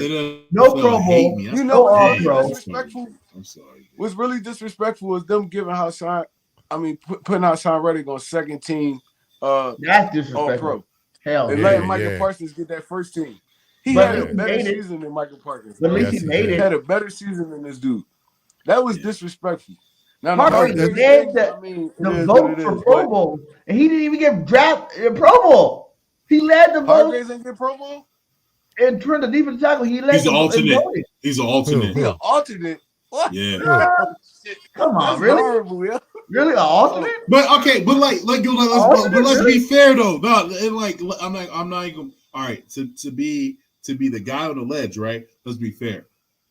We already had like six okay, But there's 2 still, players. though, bro, you gotta get There's no. I get it. But I'm saying we already had 6 players in the Pro Bowl, right? But then if you look at the list, we had like 17 alternates. I know, Yeah, yeah. 17 You know out of what I'm 20 saying? starters But in the like, Pro All Bowl. right, hey, look, I'ma hey, tell check you this something out. Have right y'all now, ever because- thought about this, right? The Go ahead. D-line, our D-line 8. Our D-line is great. But I don't know if these guys separated do what they did collectively. You know what I'm saying? Like when you got this much talent, who do you double team? So you got premier defensive linemen getting one-on-one. Any premier defense lineman getting one-on-one, right? True. But most teams don't have a whole line that's talented. So they could double team one of them. You know what I'm saying? And the other three still not breaking that one-on-one. But we have the type of D line that you got to pick your poison there too. If you double team Fletch, which he don't deserve double teaming no more, but you double team somebody like Hargrave, now you got Fletch, BG, and Josh Sweat one-on-one. These are premier D linemen. They can beat people one-on-one, as you can see. We have a plethora of talent on the defensive end of the ball, man. You can't. It's all just like you said about the offense, right? And then you ain't even pick your poison. You're going to double team AJ. You're going to double team Devontae. Pick your poison on defense. You're going to double team BG. You're going to double team. Who are you going to double team? Somebody gonna have one-on-one. Hassan Reddick coming around with one-on-one. Bro, he gonna beat one-on-one. And Linval Joseph yet, bro? And you know what's crazy? Tackles. The big boys in the middle eating up tackles. Yeah, but you know what's crazy though? Sue has been getting double teamed. I don't know if people saying that. Yeah, you got double team too. That is you got to. And Joseph at that nose. Right, so if Sue is double team, now Josh Sweat is getting one-on-one. Now BG is getting one-on-one. Now Hargrave is getting one-on-one. That's the only person that hasn't got a sack is Jordan Davis. Yeah, he doesn't play a lot. He don't play a lot. I don't think he was drafted as a pass rushing nose tackle either. He stops that run though. Right, he eats a block. That's goodness, he eats that damn. He there for the run stop and the eat. You know what's crazy? You know what's crazy? I think Linval and Sue got like five sacks combined. And they ain't even been here that long. No, they ain't even been here for a full year. That's how nasty our D line. Their first game was the Colts, right? Yeah, that was their first game. And they got a sack together. Yeah, they did. First sack was together. That was amazing. That's nuts, man. That's nuts. What do you guys think about did this thing with this roster this year, yo? Oh, I had a question. Go ahead. So I asked this earlier too. So what side of the ball do you think is most important on Saturday? Defense. The offense or the defense? And I don't want to hear both because it's either or. What side of the ball do you think we need to have is most important in us winning this game? They need to have a big. I'll go first. Go ahead, Kay. I'll go first. Offense. And my only concern is Lane Johnson. If Lane Johnson can play throughout this game, I don't think he can because that adductor injury, y'all know what it is. That's that getting busy. That's that getting busy. That's that getting busy muscle. You're not gonna feel that during the game. Nah, son. No. He ain't gonna be humping on nobody. Have you ever had a hernia? Have you ever had a hernia? King, he ain't gonna be humping on nobody in the game. Listen, he's not gonna use that muscle. He gotta back up. He better not be using that muscle in the game. You gotta back that thing up though. Bro, you still gotta squat and press though. Yeah, that's just like lifting weights. Yeah. But you just like lifting weights. You can injure yourself lifting weights with that kind of groin injury. Yeah, you're right. He still gotta squat and press 300 and something pound dudes. That's what I'm saying. So, like that's. I mean, it's going. Well, he just did in practice. He just told y'all he could do it. He just showed y'all the practice. I think it's the player's tolerance of the pain. It's a question. He's not going to be right until he gets the surgery. So it's the player's tolerance of the pain that he can, because it's going to be pain. It's not right. He's not right. It's going to be pain. Right. So it's how much he can endure that pain, and he can still do what he has to do. I don't know. Can you shoot that up? They shoot. Oh my God, bro. There's a difference between pain though and him tearing that motherfucker off the bone. It's a difference. Yeah, I agree. That's a big dude right there. Lane Johnson not no running back, quarterback. This dude like then at 300 pounds. He like 6'5". Bro, he can easily tear that motherfucker off the bone. We don't have him for the rest of the playoff run. Bro, no. He gotta get surgery on that thing this season over. Players don't come back from that surgery. Facts. They don't come back. Them groins for them big dudes. It's different from like a 180 pound, 190 pound dude, bro. I take your word for it. I take your word for it. But my thing is, he's willing to play with that. So he knows I feel himself. like he can You know what I'm too. saying?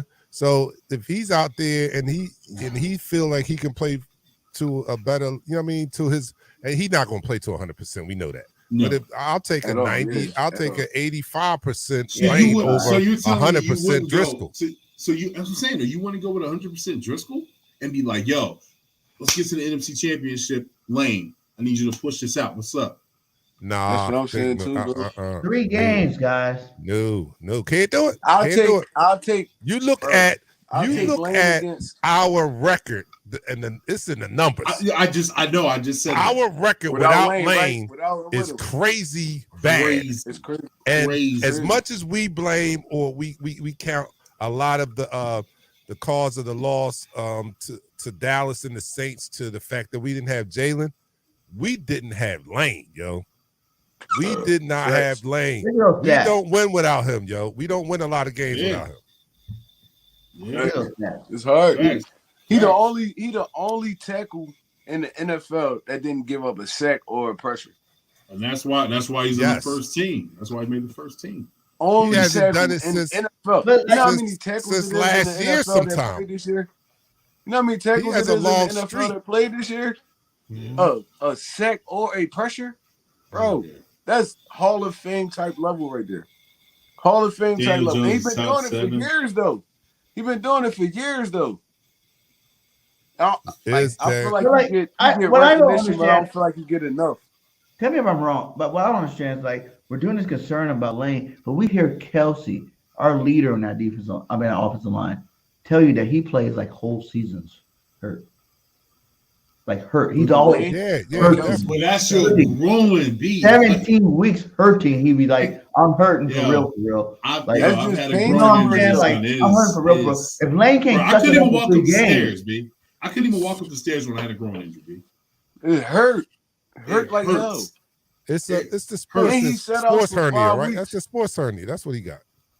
Well, no, Yeah, no, it's his sports shit is hernia. different. His shit different. His shit different. Bro, like that shit hurt, like, bro. That's yo. You can't you can't even get up out the bed the right way. they got the best doctors in the world with the best medicines in the world. Well, then I'm the telling bull you, gonna not play. gonna That don't matter, bro.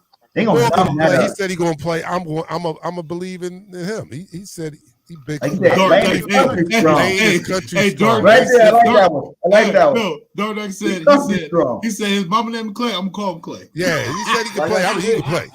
His mama named Clay. I'm calling He Clay. set out for like 5 weeks though. He should be semi okay, but he gonna have to get surgery on that thing after the season over. Man, I'm They'll be riding shooting with him Lane. up. They'll be shooting up. He'll be Yep. playing. No, on they gonna some shoot you him know up what. something nasty, though. I ain't They gonna say definitely gonna man. shoot You him know up. what? But All right, so I so said, getting you. statement. Who you think? What do you have? What side of the ball, offense or defense, gonna be most important in winning this game on Saturday? You talking about me? King said offense. Yeah, you. Yeah. I think it's defense. To be honest, it's gonna be defense, bro. Like I said, Really? our offense gonna score. They gonna score points, bro. On this Giants defense, it's just like, is we gonna make it a shootout, or I mean, you get me? Like, cause the Giants last week, they can't bring that game plan that they brought against the Vikings to come to Philly and play against us. I don't think they could do it. Daniel Jones is not sitting back there 4 or 5 seconds against this pass rush. So the game plan they're going to bring, they're going to try to attack the middle of the field. And like King said, Kazir White is going to be on that field covering. And he's a liability in coverage. I mean, it's not his fault, though. He's a 6-foot linebacker.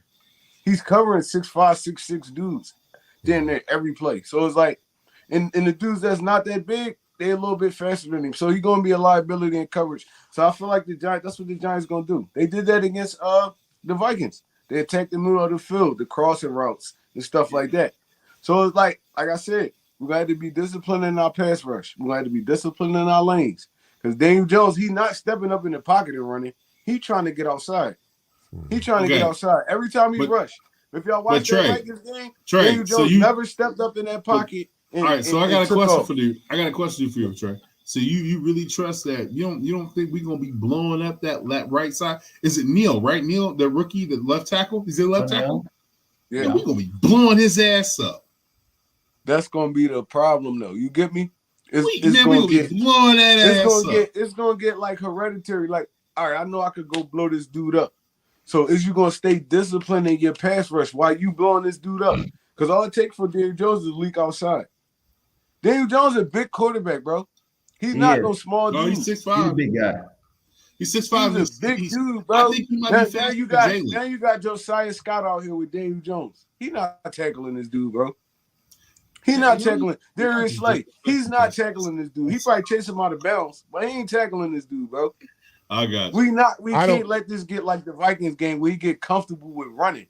We got to keep I this think dude they're going to change it up, though. though. I don't think they're going to. Difference is, I don't think they're going to try to attack us like you just said it. They can't attack us like they tried to attack Minnesota. So I don't think they're going to do that. Right. So I'm what I trying to think tell you they're what's going to do. They're going to attack us on the edge of the football field. They're going to attack the edges. There's going to be some jet sweeps, right?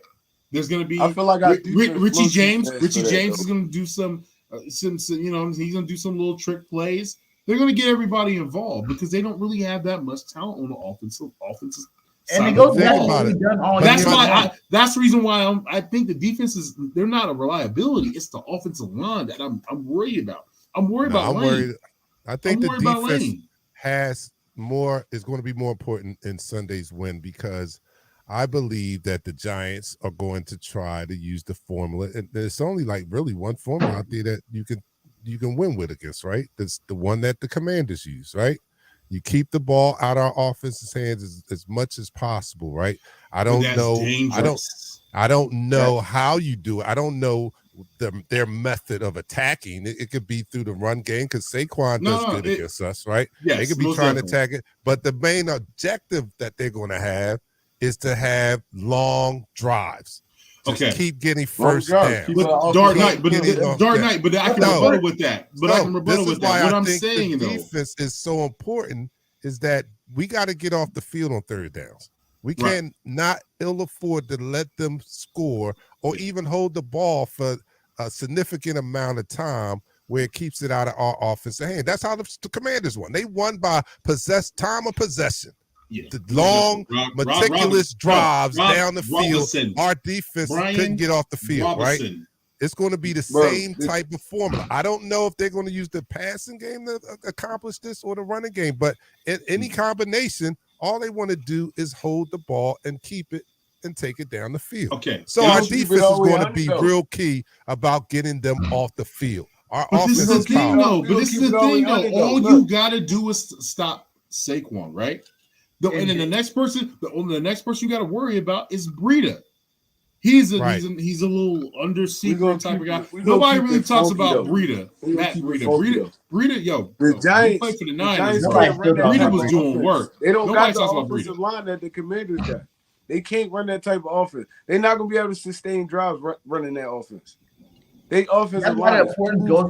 I understand. I understand what I think is going to happen. I'm with you. I don't think that they're going to do that either. But I'm saying that I think the defense is most important because they have to do that. If they don't do that, we're going to be in big trouble. If they don't get these guys off the field. I don't think they can beat us in the shootout. No, they're not going to beat us in the shootout. I say it's our offense. Their only chance. Got to play. Bro, listen, we're winning by 10 points. We're winning by 10 points. More. Like the only formula I can see the Giants beating us in, like actually 7.5. Remember that.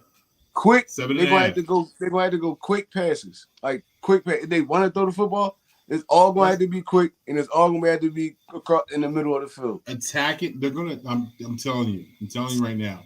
It's either middle because of the field. They can't block our pass rush at all. Their offensive line is trash. They're not going to be able to run that. Keep running that shotgun. Daniel Jones ain't no Tom Brady. Our defense too aggressive. He ain't gonna be slinging that rock that fast like that. That's not even his style. I know. But BG, so what do you think? The offense or the defense is more important on Saturday? The offense.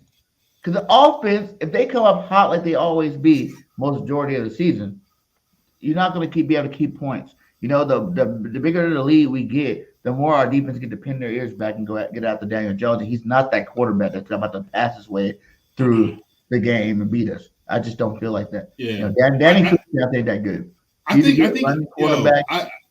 The only I games think they won are the games that him and Saquon are going off running that football. Thank They you. That's both what I'm saying. are running that football at a high level. They are very hard to stop. That's Hey, not and even then true. you got to worry. The only One thing game- you got the to only worry game about, they really their won- wide receiver. The only one wide receiver that I'm actually worried about is Darius Slayton because he kills our ass every time we play. I don't know what it is, but his little light skinned ass, he be killing us. Another thing is though, we just have to maintain in the first quarter, right? And in the second quarter, that's what I want to see. And then another thing is, I want to see if Jalen can take a hit, he pops back up like he did in the Chicago game.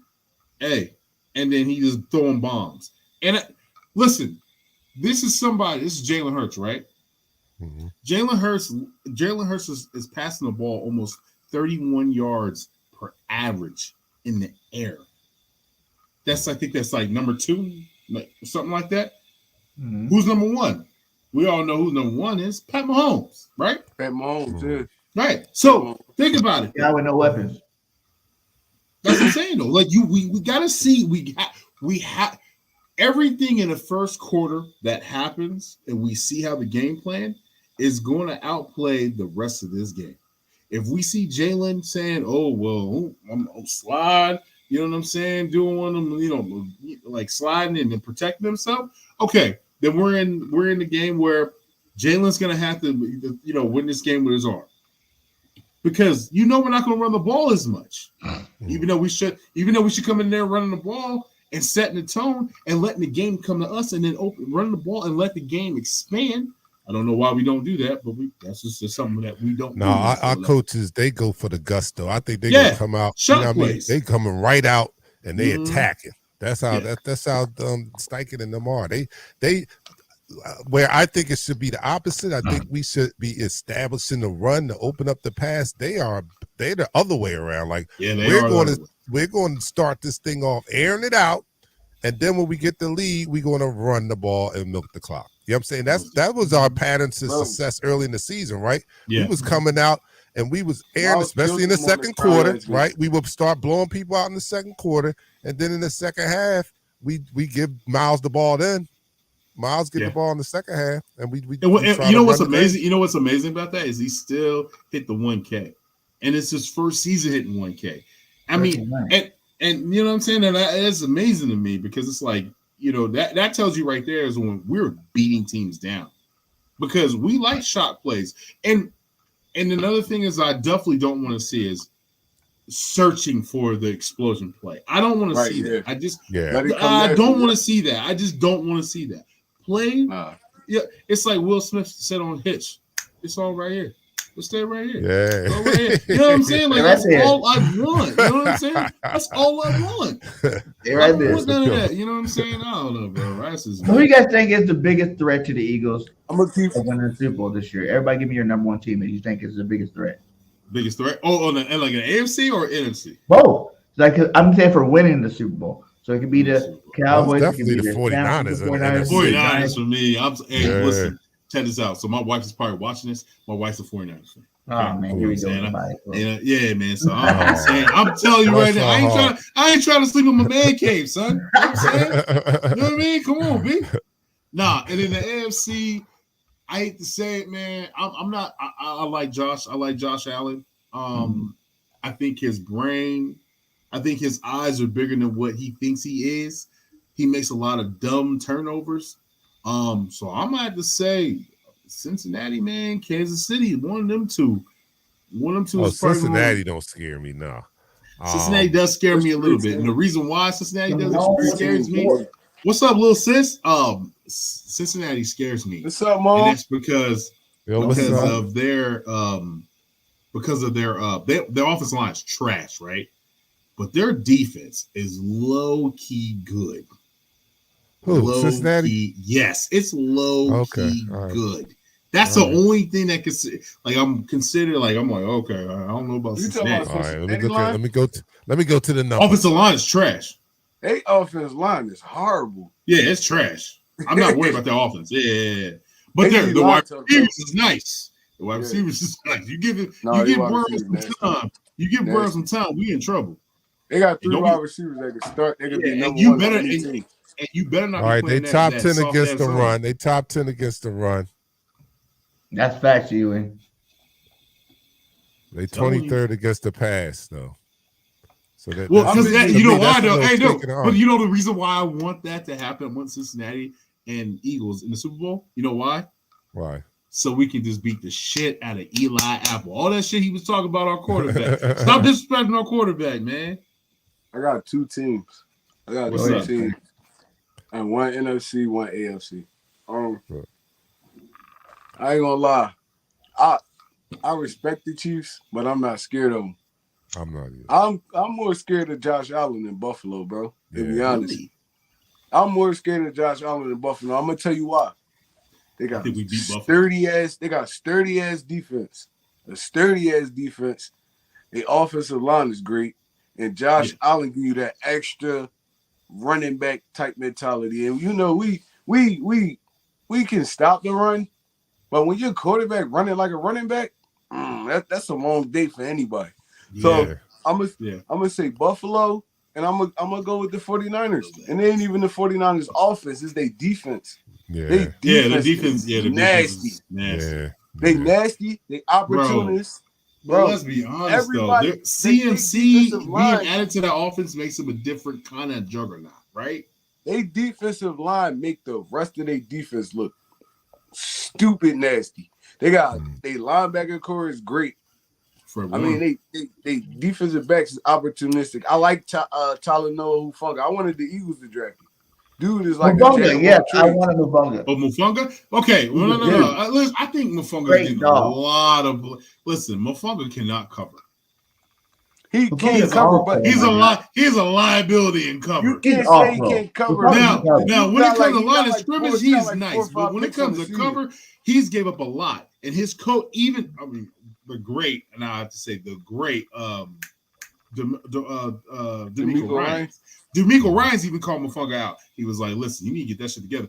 They almost lost to that Raiders game because of Mufanga. But listen, though, but I'm with them. I'm with Trey though. The Buffalo Bills on the AFC. I think if I play them, I think it's a slugfest, man. You can't you definitely can't get cute with them, yo. You cannot turn the ball over. I'm telling you right now, we will fool Josh Allen to throw an interception. He did not look all that great against Miami. And it's Miami. He did not look he looked great when he was supposed to look great. Come on. That's facts. But King, tell me this though. A lot of quarterbacks don't look great in the playoffs, but they look great when they're supposed to look great, right? Yeah. Did he not? And don't sleep on Miami defense either. Okay, so Miami defense. Okay, hold on, time out. So you want to bring up facts, okay? So how did he look against the Vikings? Ooh. Oh yeah, Josh Allen. Okay. So now, okay, all right. So hold on, I got another one. The Vikings made some great plays in that game, bro. Some great plays. And Josh Allen fumbled on the goal line. Because that was his fault. Because he thinks he can throw through people like he should, and he can. He can throw, and I guess he is progressed. You know what I'm saying in his position. But bro, he makes dumb bone ass. But plays. look at every quarterback. Look at every quarterback in NFL history that had a strong arm. Didn't they all think they could throw into any kind of coverage? Brett Favre, Dan Marino, all those dudes. They all thought they could throw into double coverage. You disrespect Dan Marino. Dan Marino was an interception machine. That's a PA great. He was an interception machine, bro. Man, I'm 40 years old. That's a PA great.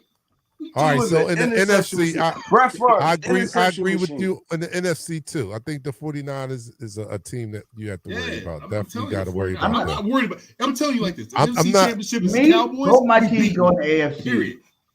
I'm worried about their defense is definitely tough. I'm not saying I dismiss their offense.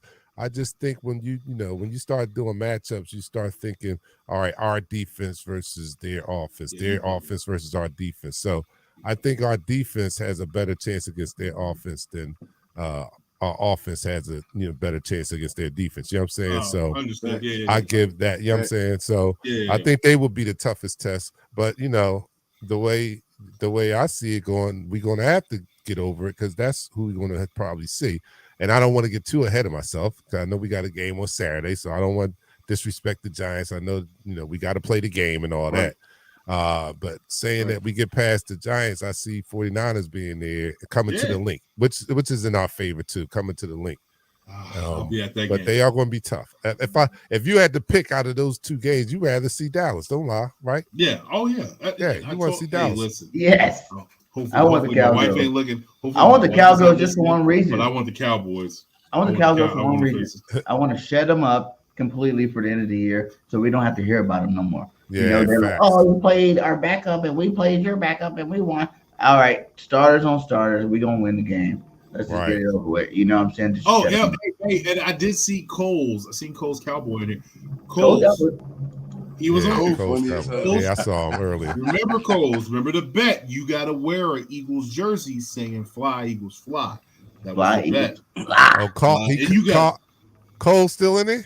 Yeah, I hope he is in here because he was he over there. Number one, he talked about my city disrespectfully. You know what I'm saying? You better stop that.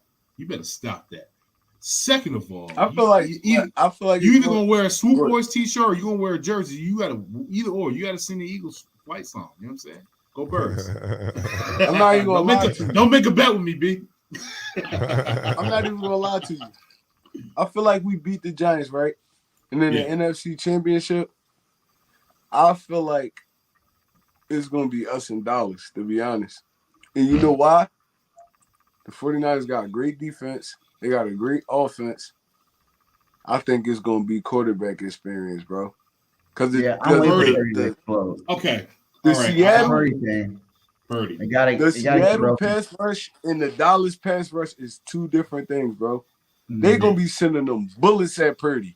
It's going to be up to Kyle Shanahan to protect this dude. And I don't feel like he's going to do – I feel like he's going to try to protect him as much as he can. But that Dallas pass rush is different. When they going, y'all seen what they did to that Tampa Bay Buccaneers offensive line? All right, so we looking at a couple matchups. We're not just looking at the young quarterback and that Dallas pass rush. We also looking at the coordinators here now. Now we talking about Kyle Shanahan, who's an offensive genius. Let's just say that. He's an offensive genius. Okay. And if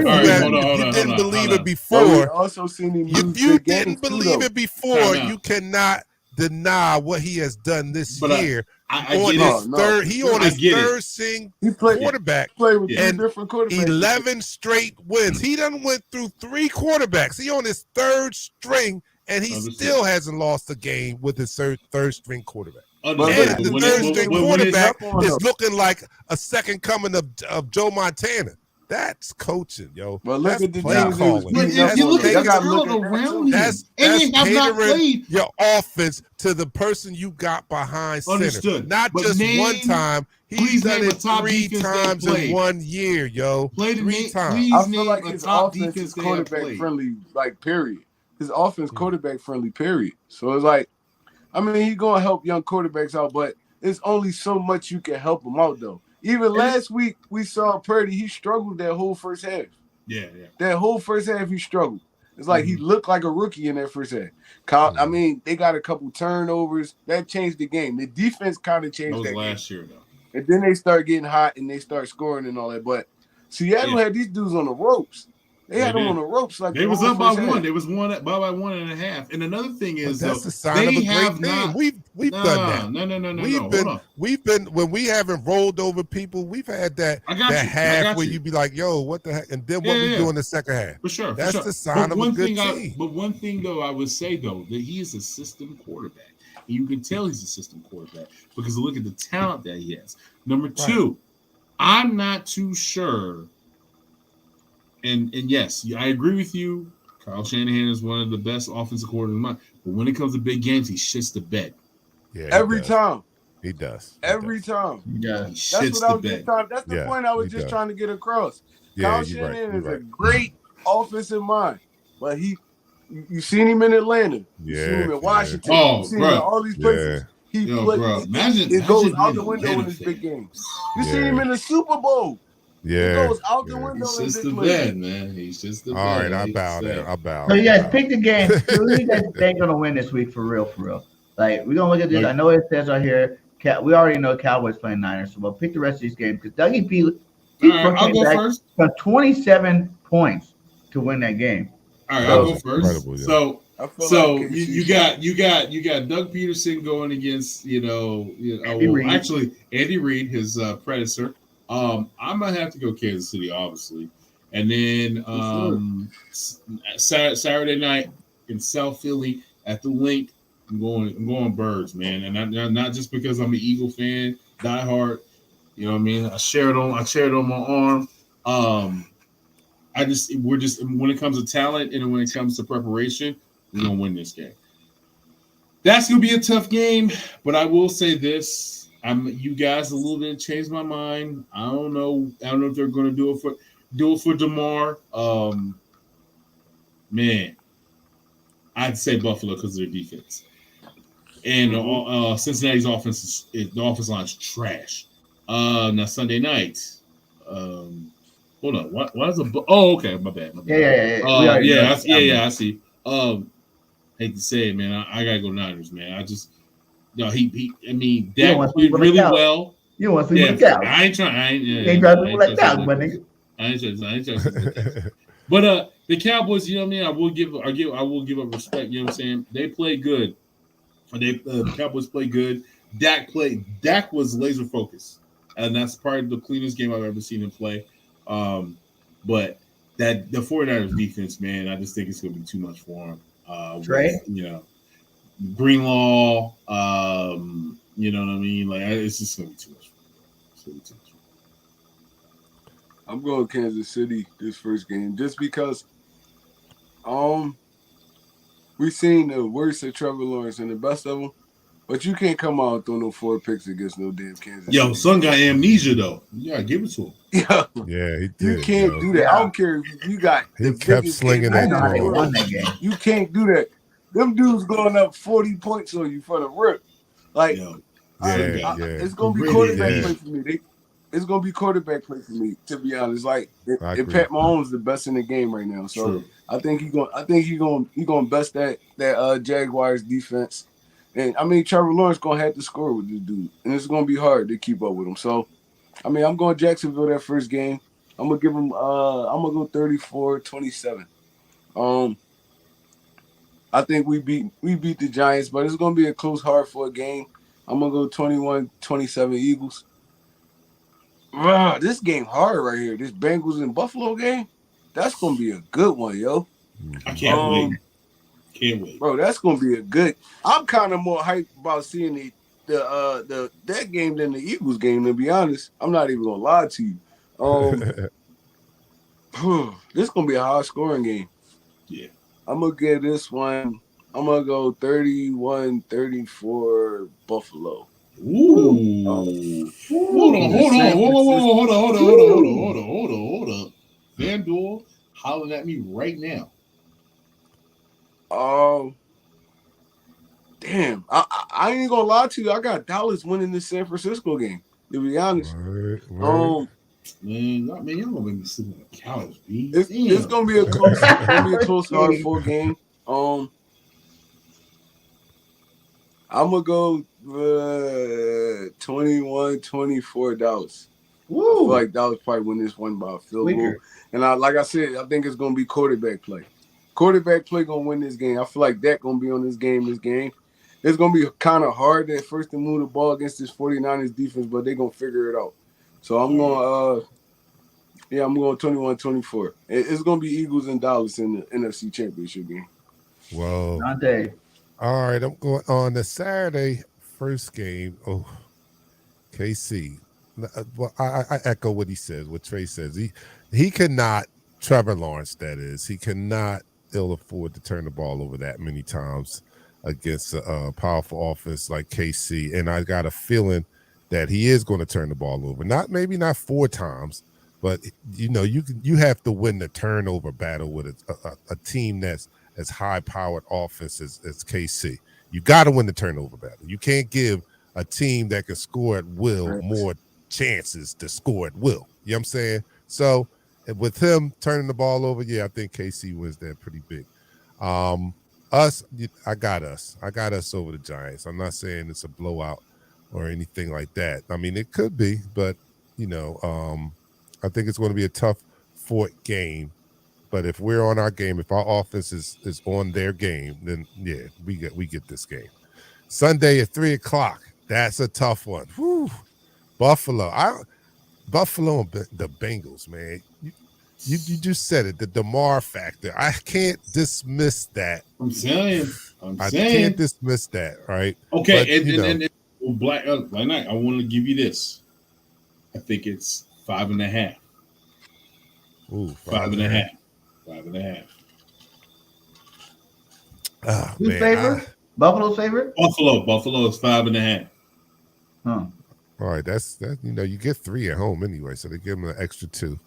All right, yeah, they kind of like them. I'm going to have to go Buffalo though. I'm gonna have to go Buffalo, just because of the DeMar factor too. I don't think that, and to me, now this is the intangibles. This had nothing to do with the play on the field, right? But how can the NFL do that? These people got to go at least to the AFC, right? You got to go to the AFC. You done took their damn number 1 seed away from, but that's just the intangible part. But get down to the talent, though. Hey, neutral ground as well. Right. Playing in Atlanta. Okay. So, you know what I'm saying? So I see Buffalo edge them, but I don't think it's going to be a blowout. Of course, because the Bengals have firepower themselves. Their wide receiver core is good, and their quarterback is good. They did a great job surrounding that young quarterback with young talent, man. T. Higgins and freaking Jamar, man, you got to be kidding me. But I think Buffalo does edge them. The San Francisco and Dallas game. That's also tough. It's going to be a bloodbath this weekend. Let's get that out the way, right? It's going to be a bloodbath in all these games, except maybe Kansas City Jaguars. Kansas City might blow them out, but every other game is it's a tough matchup, right? San Fran defense is amazing, but I agree with what you say about Dallas offense, and they have a young offensive mind there. That is that's rising in the ranks, so to speak. Kellen Moore, that's their offensive coordinator. That he's responsible for Dak looking like Dak is looking. You know what I'm saying? He's designing those plays, and they pulled some things out of their ass last week. I mean, that offense is kind of dynamic over there on the Dallas side, man. So they were well balanced. They were well balanced. Yes, they are. And when Dak doesn't turn the ball over, They can run with anybody. They can run with anybody. But I'm gonna give a nod to the San Fran because their defense is that spectacular, right? And if you lay paws on Dak, I think Dak is going to cough it up. Another week as flawless as he had last week, I don't think he can turn in that performance 2 weeks in a row, especially against the San Francisco defense. That defense he faced last week was a little different. That was Tampa Bay. Come on, man. Tampa Bay ain't been playing good all year. So if you're going to base what he can do in the rest of these playoffs off of that game, then you're delusional. You're delusional. You go back to the regular season just before they ended the playoff, and he was turning the ball over like he was a bakery. You know what I'm saying? Yeah. So against the number 1 defense, I think they force Dak into some turnovers, and that's going to be the biggest thing in that game. So I'm gonna give San Fran a nod on that one. All right, now it's time for BG's picks. I'm ready, baby. I'm ready because I'm the only one on this panel that sees that first game. And I'm saying Dougie P wins the Kansas City, beat the Kansas City Chiefs. Upset special. That's my upset special. Is that the Dougie P and the Jaguars, they are pretty explosive. Like you guys said, they had 4 turnovers. They still won the football game. And I don't think I'm gonna need you to piss in this bottle, please. Hold on. And Dougie P and Mr. Sunshine over there. I don't think Sunshine's throwing 4 picks against Kansas City defense. Period. Their what defense. Did he say? Listen, I'm telling you, upset special. Go put your money down. It's gonna be Dougie P beating Reed in the divisional round, going to his first AFC Championship game. And I'm gonna say this game's gonna I be can't see it happening, BJ. Can't 28, see it happening. 28 to 24. Dougie P. Hmm. Okay? We all know the Eagles, and I Now think that the Trevor Eagles. Lawrence come out throwing them platters like he was throwing last week. Well, yeah, he still won. What's the chance of Yeah, him but throwing that four was picks again? that All right, was a like, hold on, that was a Before different before team. you They finish, not before you finish, BJ, before you finish. Look, you remember Andrew Luck first playoff run, right? Yeah. Remember Kansas City was up on these dudes by like 28 points, right? And they came back and won. Mm-hmm. What happened the next week? Anybody remember what happened the next week? Out of all these teams in the They playoffs got right now, they out of got all their the teams, ass kicked the next week. That's what happened. Because they flustered up no, all no, that no, no, energy to no. come back and win that game. But y'all don't realize And they this. got Who's the their ass last kicked the next week. out of all I these feel like coaches? it's gonna be like that.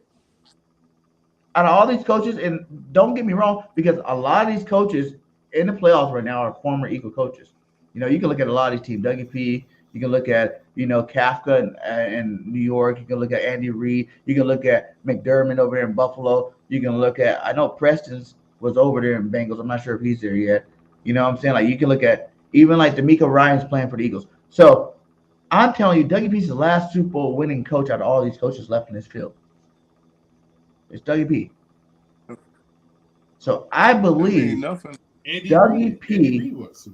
is going to shock the world and beat Kansas City. They're beatable. They're very beatable. They've lost. The games that they lost in uncharacteristic fashion. You got Any Mahomes team throwing beatable, though. interceptions at the end of the game. You know what? That you saying that they didn't pull a close game with the Texans. The Texans almost beat the Kansas City. Yeah.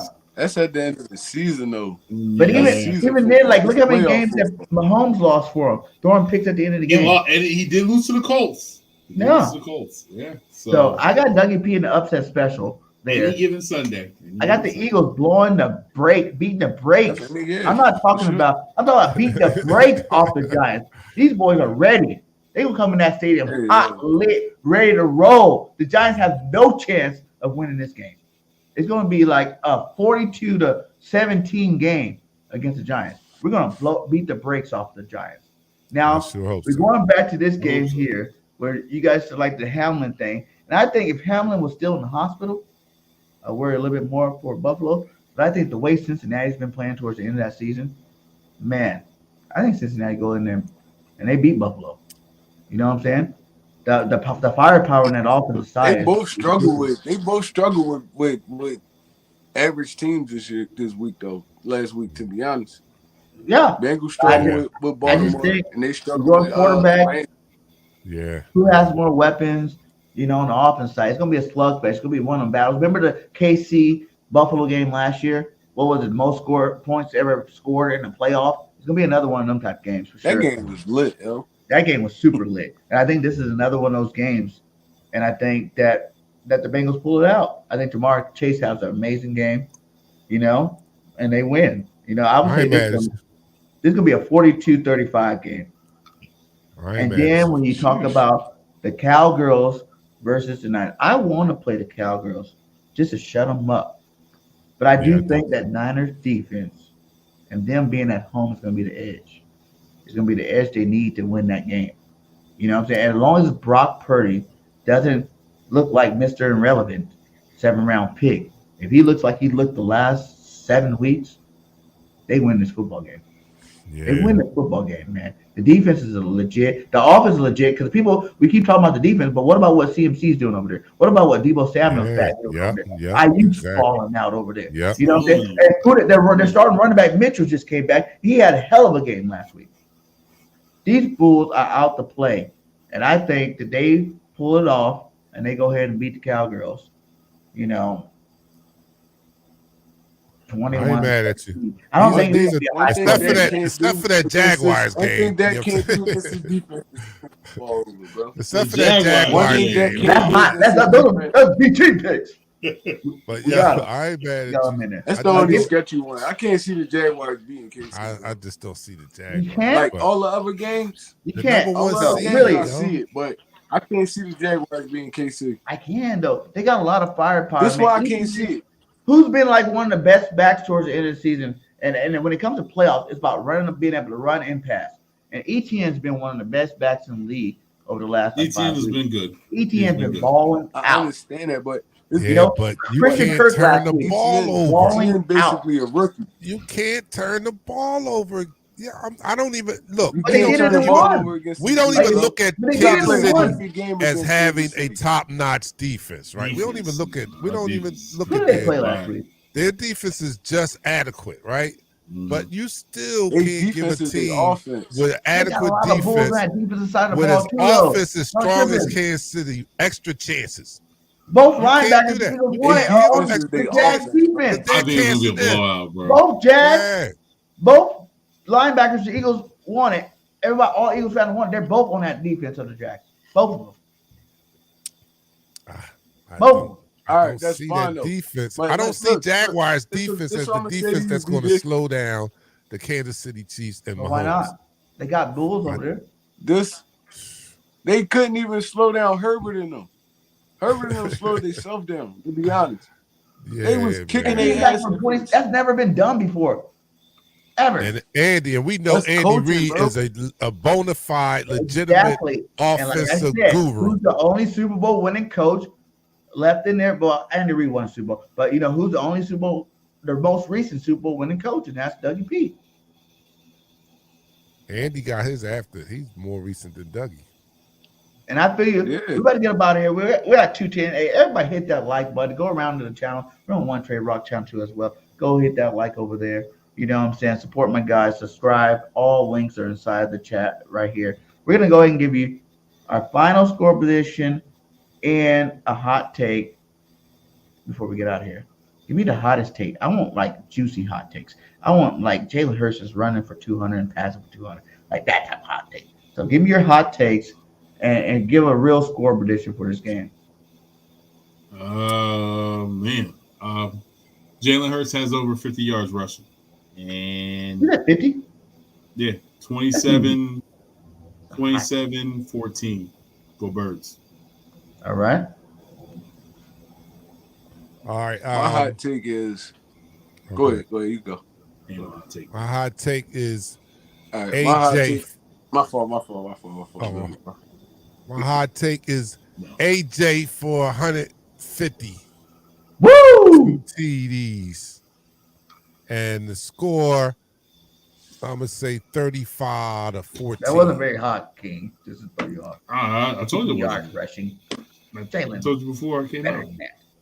150, 2 touchdowns. Eagles 35-14.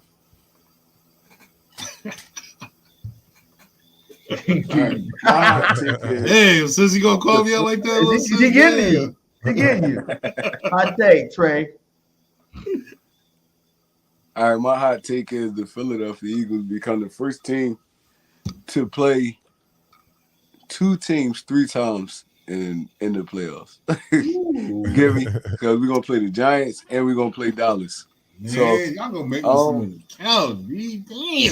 So, my hot I got another hot take. This week, I feel like the Eagles this week going to get at least 7 sacks. Whoa, At least 7 sacks. That's a hot take. Three will be with Robert Quinn. Whoa, See, that that's a should've hot been a hot take. That's take. even That's a hot hotter. take. That's gonna be a hot take instead of Jalen Hurts. running for Everybody 50 trying to be yards. hotter than that next person. That was hotter than that. Three of them gonna be Quinn.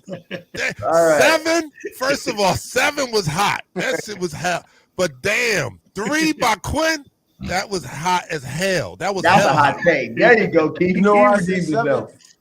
You know why I say 7? I think we hop on their ass fast. You hear me? Yeah. We hop on it like we score on at least like the first 3 drives. Now you gotta throw the football. Saquon Barkley not a factor in the running game no more. So All right. I feel like we're gonna feast on Daniel Jones at that point. Just like we did. I seen us do that to like 6 teams this year. So it's Yeah, like, bro, I that's feel like we're gonna realistic. take that attitude. Link gonna be rocking. The energy gonna be high. We're gonna score on these dudes at least on our first 3 drives and force Daniel Jones to throw the football. And then we're And gonna have a yeah. sack party after that. And that's been a formula of our success early in the season too. Because once we make them one dimensional, then the defense, then the D line eat, then pin their ears back and go get the quarterback. Every time. And we got Every time. got dogs on the line. Yo, we got our front seven. I ain't gonna say just on the line. Our front seven is crazy. Yeah. So my hot take is going to be Miles Sanders runs for 200 yards this game. Everybody keeps talking about the passing game. I think this is Booby's time in the playoffs in Philly. 200 yards rushing. 200 of them. Miles Sanders. Because his favorite guy is going to be back, Mr. Jalen freaking Hurts, MVP Hurts season. He's going to be back. Say this. He's going to open up those rushing lanes for him to run that football. BJ, you make a good point, though, because Miles, if people don't realize, Miles had an interview a couple weeks ago, and he said, what is your biggest favorite moments about when you play, when you play against the Giants? He says, when we beat and I had more yards than Saquon. Oh, yeah. Yeah, that's his guy. That's my hot take. Miles God, they was in the same backfield in college. 2 touchdowns. And the Eagles win 42-17. Like I said, blowout, no contest. Get up out of here. We on to the next, man. That's how I feel about this game.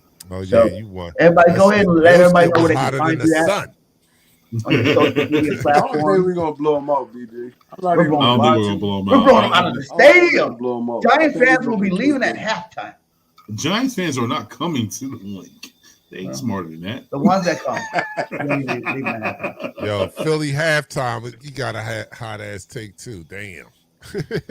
What do you say? Damn, he said 400. My hot take is Jalen Hurts throws for 400 yards. 400 yards. Yeah, I would love that one too. All right, Juvenile. I'll take it, bro. That's like Juvenile. I'll take it. Degrees. I like it. Yeah, 42-14. Oh, yeah. Oh, my God. Man, y'all do know this playoff football, right? Say it with your chest. Say it with your chest. I said 35-14. I'm going. You know what I'm saying? Sheesh. But hey, man, it's always think the offense. You know why? Because my belief is that as explosive as you've seen this offense and what Steichen and Sirianni have done, I don't think that. I think they got more shit that they're gonna roll out in this game that people haven't seen. They don't have on tape. You know what I'm saying? We talked about the last game being like a preseason game. These people about to open up, go deep in the book now. You know what I'm saying? They them type of people. They give me that. They them type of people. They don't like to expose everything. They want to save something for later. And now is the time. That they're going to say they're going to bring out. They're going to bring out all the stuff. You really don't have a full game plan to watch for the Eagles for like 4 weeks. Like you can't count that Giants game. You can't count either one of the 2 Minshew games. Nope. You know what I'm saying? Like you got to go back and dig. Hey, the Giants were in the Statue of Liberty play. Yeah. You saw what they went deep into their Andy Reid. Yeah, the Giants ran everything. Boise State pulled out some stuff. Dougie P pulled some shit out on Saturday, yo. He was running the wing T out that motherfucker. He don't get it. I feel like I'm telling you. This is that time of year where you do that. When you bring out you know what I mean? You don't want to be predictable, right? You don't want to be predictable. So as explosive, I mean, it's a hard task to stop our offense, even with 16 games of film. But then when we bring out the new shit, now what you gonna do? Like, yo, man, we just caught up to this. And then now what's this? What's this they talking about? It's gonna be nice, guys. It's gonna be nice. But hey, hopefully we can get back on again after the game sometime. Like I said, I know me and Trey gonna be doing Birds Online. You guys always, that's one show, is a call-in show for everybody to come in, chop it up and let you, spread your feelings about after the game. So we're gonna definitely have Birds Online after the game. So I hope to see you guys there. And like I said, we're gonna definitely chop it up before the end of this Super Bowl run that we're about to make. So let everybody go ahead and go around, share your platforms, and let's get out of here. Oh, for sure. Y'all know me, man. I'm King Kincaid, part of the Swoop Boys, the Swoop Boys Network. You know how we get in. We get in Hey Poppy Show on Tuesdays. I didn't get on that show too, King. We got you. We get you on there. The Hey Poppy Show on Tuesdays, Swoop Boys on Wednesdays, and then we're about to have Say It Again on Mondays. Basically, tape review. Shout out to our newcomer Swoop Boy, Koozie, straight from Florida, diehard Eagles fan. We're gonna have some battle rapping. We're gonna have a lot of things going on. So check us out, man. Yeah, we got artists. We got artists with the Swoop Boys. I'm not a rapper. I'm more of a producer. I love beat. I make beats. So that's just do a little something. Everybody got to figure out some way, somehow, right? What's That's up, what's up. That's what's up. Well, I'm the Dark Knight on Eagles Talk at Eagles Talk on YouTube and on Facebook, Eagles Talk. That's my IG right there. You can follow me there. We come on every Thursday, 7 p.m. And we do a pregame and postgame an hour before kickoff and immediately following the game. You can find us there. My co-hosts, Michelle and Pat, join me also. That guy's awesome. This did a great one with Philly Mike over there. So good stuff over there, my guy. Trigger. Y'all already know who it is, man. It's your boy One Tree Rock.